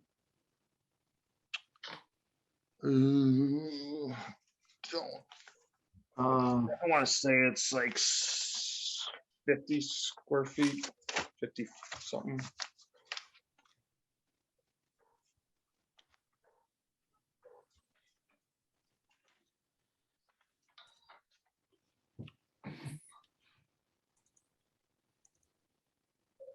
You know, that just seems gigantic to me. Of course, I don't know how much the tile costs, but I don't know. I agree, Kathy. Oh, The 4,000 for the tiles surround for the fireplace does seem like That's a like lot. almost $1,000, you know. a square foot, just crazy. Without, I mean, I Well- appreciate your expertise and the great job you guys do, but if we could find a tile setter, locally who wanted to put the materials in for us and save us a lot of money, that's something we could do if we let you know ahead of time, right? Yep. I mean, again, with these, when we do finally, when we do get to the bidding phase, when we're putting this out, we're gonna go out to 3 different tile contractors. This is just a budget from one based on some conservative assumptions, not knowing if you're, putting smaller tile in or Yeah. if you're doing larger format, obviously that's not. Yeah. It's I also know it's a quicker. small job and that's makes it difficult. So I get it. Yeah. So there could be some efficiencies that get picked up, and based on it, seems like we're going to a larger format, so Yeah. there is efficiency within that as well. I'd also just, the labor rate on this is union or prevailing wage rate, which is not anything like it's probably 30 to 40% more than you'd get for someone doing your house. Interesting. So it's just the scale of the project. It's a public project. It's prevailing wage. Gotcha. So that is, like, if you're comparing it to what you could, there's probably a lot of people who could do that less, but they're not going to be, Yeah, that's they're right. not going to follow the bidding requirements of the state. Gotcha. We ran into this on the roof. Oh, No, wow. So we've talked about a lot of the larger ticket line items shown here on the budget. The one that we haven't talked about, and I want to ask everyone for, take a deep breath when I suggest this, the furniture. So there are a lot of companies who are closing their offices, and I don't know if Engberg Anderson has any connections into the pre-owned furniture. Is that an option for this space? It's not a lot of furniture, and Well, in the commercial world, that furniture doesn't have the same kind of wear and tear as your residential lounge chairs or what have you. right. Everything that we're proposing comes from one of the major commercial furniture industries. So we don't typically specify, I'm trying to think locally. I mean, right. I mean, everything in here is pretty much commercial grade where you have to buy it through a vendor. You can't actually go to a store and buy this stuff. Right. And what about pre-owned Right. commercial furniture? So there are 2 facilities that offer that and have a warehouse. And one is in Itasca. I can't remember, they changed their name. They're owned by BOS Systems. The other one is in Elgin, and that's Reiki Furniture. And so they both have a warehouse where they do purchase previously owned, all kinds of commercial furniture. Now, when you decide whether or not that's the route you want to go, the thing about that is that, we have to list the lounge chairs, the quantities that we want. And then the group has to go to the warehouse and look at the chairs. I cannot get these chairs sampled out to you. Right, right. So, and, sometimes they'll have more than one. Sometimes they'll all match. But some of them will be in better shapes than others. So, those are the things that you have to think about and, kind of live with if that's the route we want to go. And again, the finishes, it might not be in the fabrics that you want. It might not be, in the wood color that you want it. So there's a lot of factors to consider when, looking at refurbished or used furniture. Mm-hmm.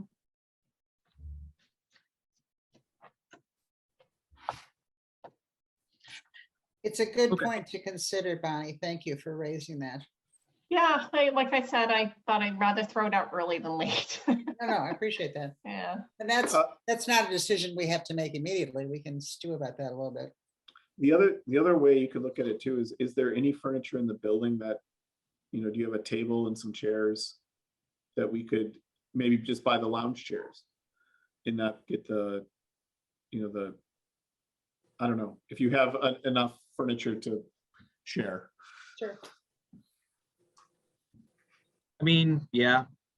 Cal, we could even, we've got those lounge chairs that you hate. Oh, I don't hate them. We could even just move those in there. Actually, those aren't too bad. I mean, I do. I have a problem with what to do with my elbows when I'm sitting in them, but I don't hate them. They're nice looking and they're reasonable. They haven't gotten much use, so that could be I mean, it's a savings right now that we don't have to live with forever. But Yeah, that's just, it's like anything else we do, and it's just budgeting, so. Okay. Now I Kath, think they're yellow. I don't know how yellow will go in there, but what the heck? It's worth a try. Kathy, Yes. what should we aim for as far as the next? Well, if everyone could get, and if we could lean on these gentlemen to get to something with bigger print and more spacing and lines, then it'd be a lot easier to just kind of, I don't know if you can see what I've done, but it's just really, really difficult. So, and then organize it for us, and then we can, I think it's important that we all sort of sit back and think about this, and then try to work with Shaun's schedule next week. Let me also add some and assign values to some of the suggested alternates too for your guys' evaluation as well, if that's okay. Sure. Sure. Do we want to, I can wait on you, Eric, who I think just fell off the call.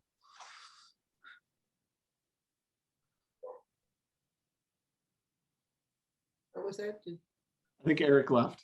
Yeah, I think he did. Maybe not voluntarily. Right. Kind of disappeared. Well, Shaun, why don't we agree to this? Well, Eric will contact you. Actually, my own schedule, afternoons are better, like 12 noon on Thursday and Friday. How does that sound for you? I'm completely open both of those times. Okay, then I'll give that Afternoons are time good. to Eric and we'll get it set up. And we'll try to start a little earlier than 4 so we don't run into this late hour. Okay. So thank you both very much for your time. And I know that you spent a lot of time on this and you're going to rework it for us a little bit. And Isela, thank you very much. Oh, you're welcome. So we'll get those furniture ordered, we'll get those things shipped over, and then we'll look forward to seeing you guys next week. Very good. Thank you so much. Okay. Thank you very All much. right. Thanks, Thanks, everyone. everyone. right. Thank Good night. you. Bye. Bye-bye. Bye-bye. Bye. Okay, committee, we need to move to adjourn. I so moved. It's, Okay, oh God, it's 6:20. I'll second. Hi, Bye. What time is it? I can't even see. it's 6:21. Jesus. I know.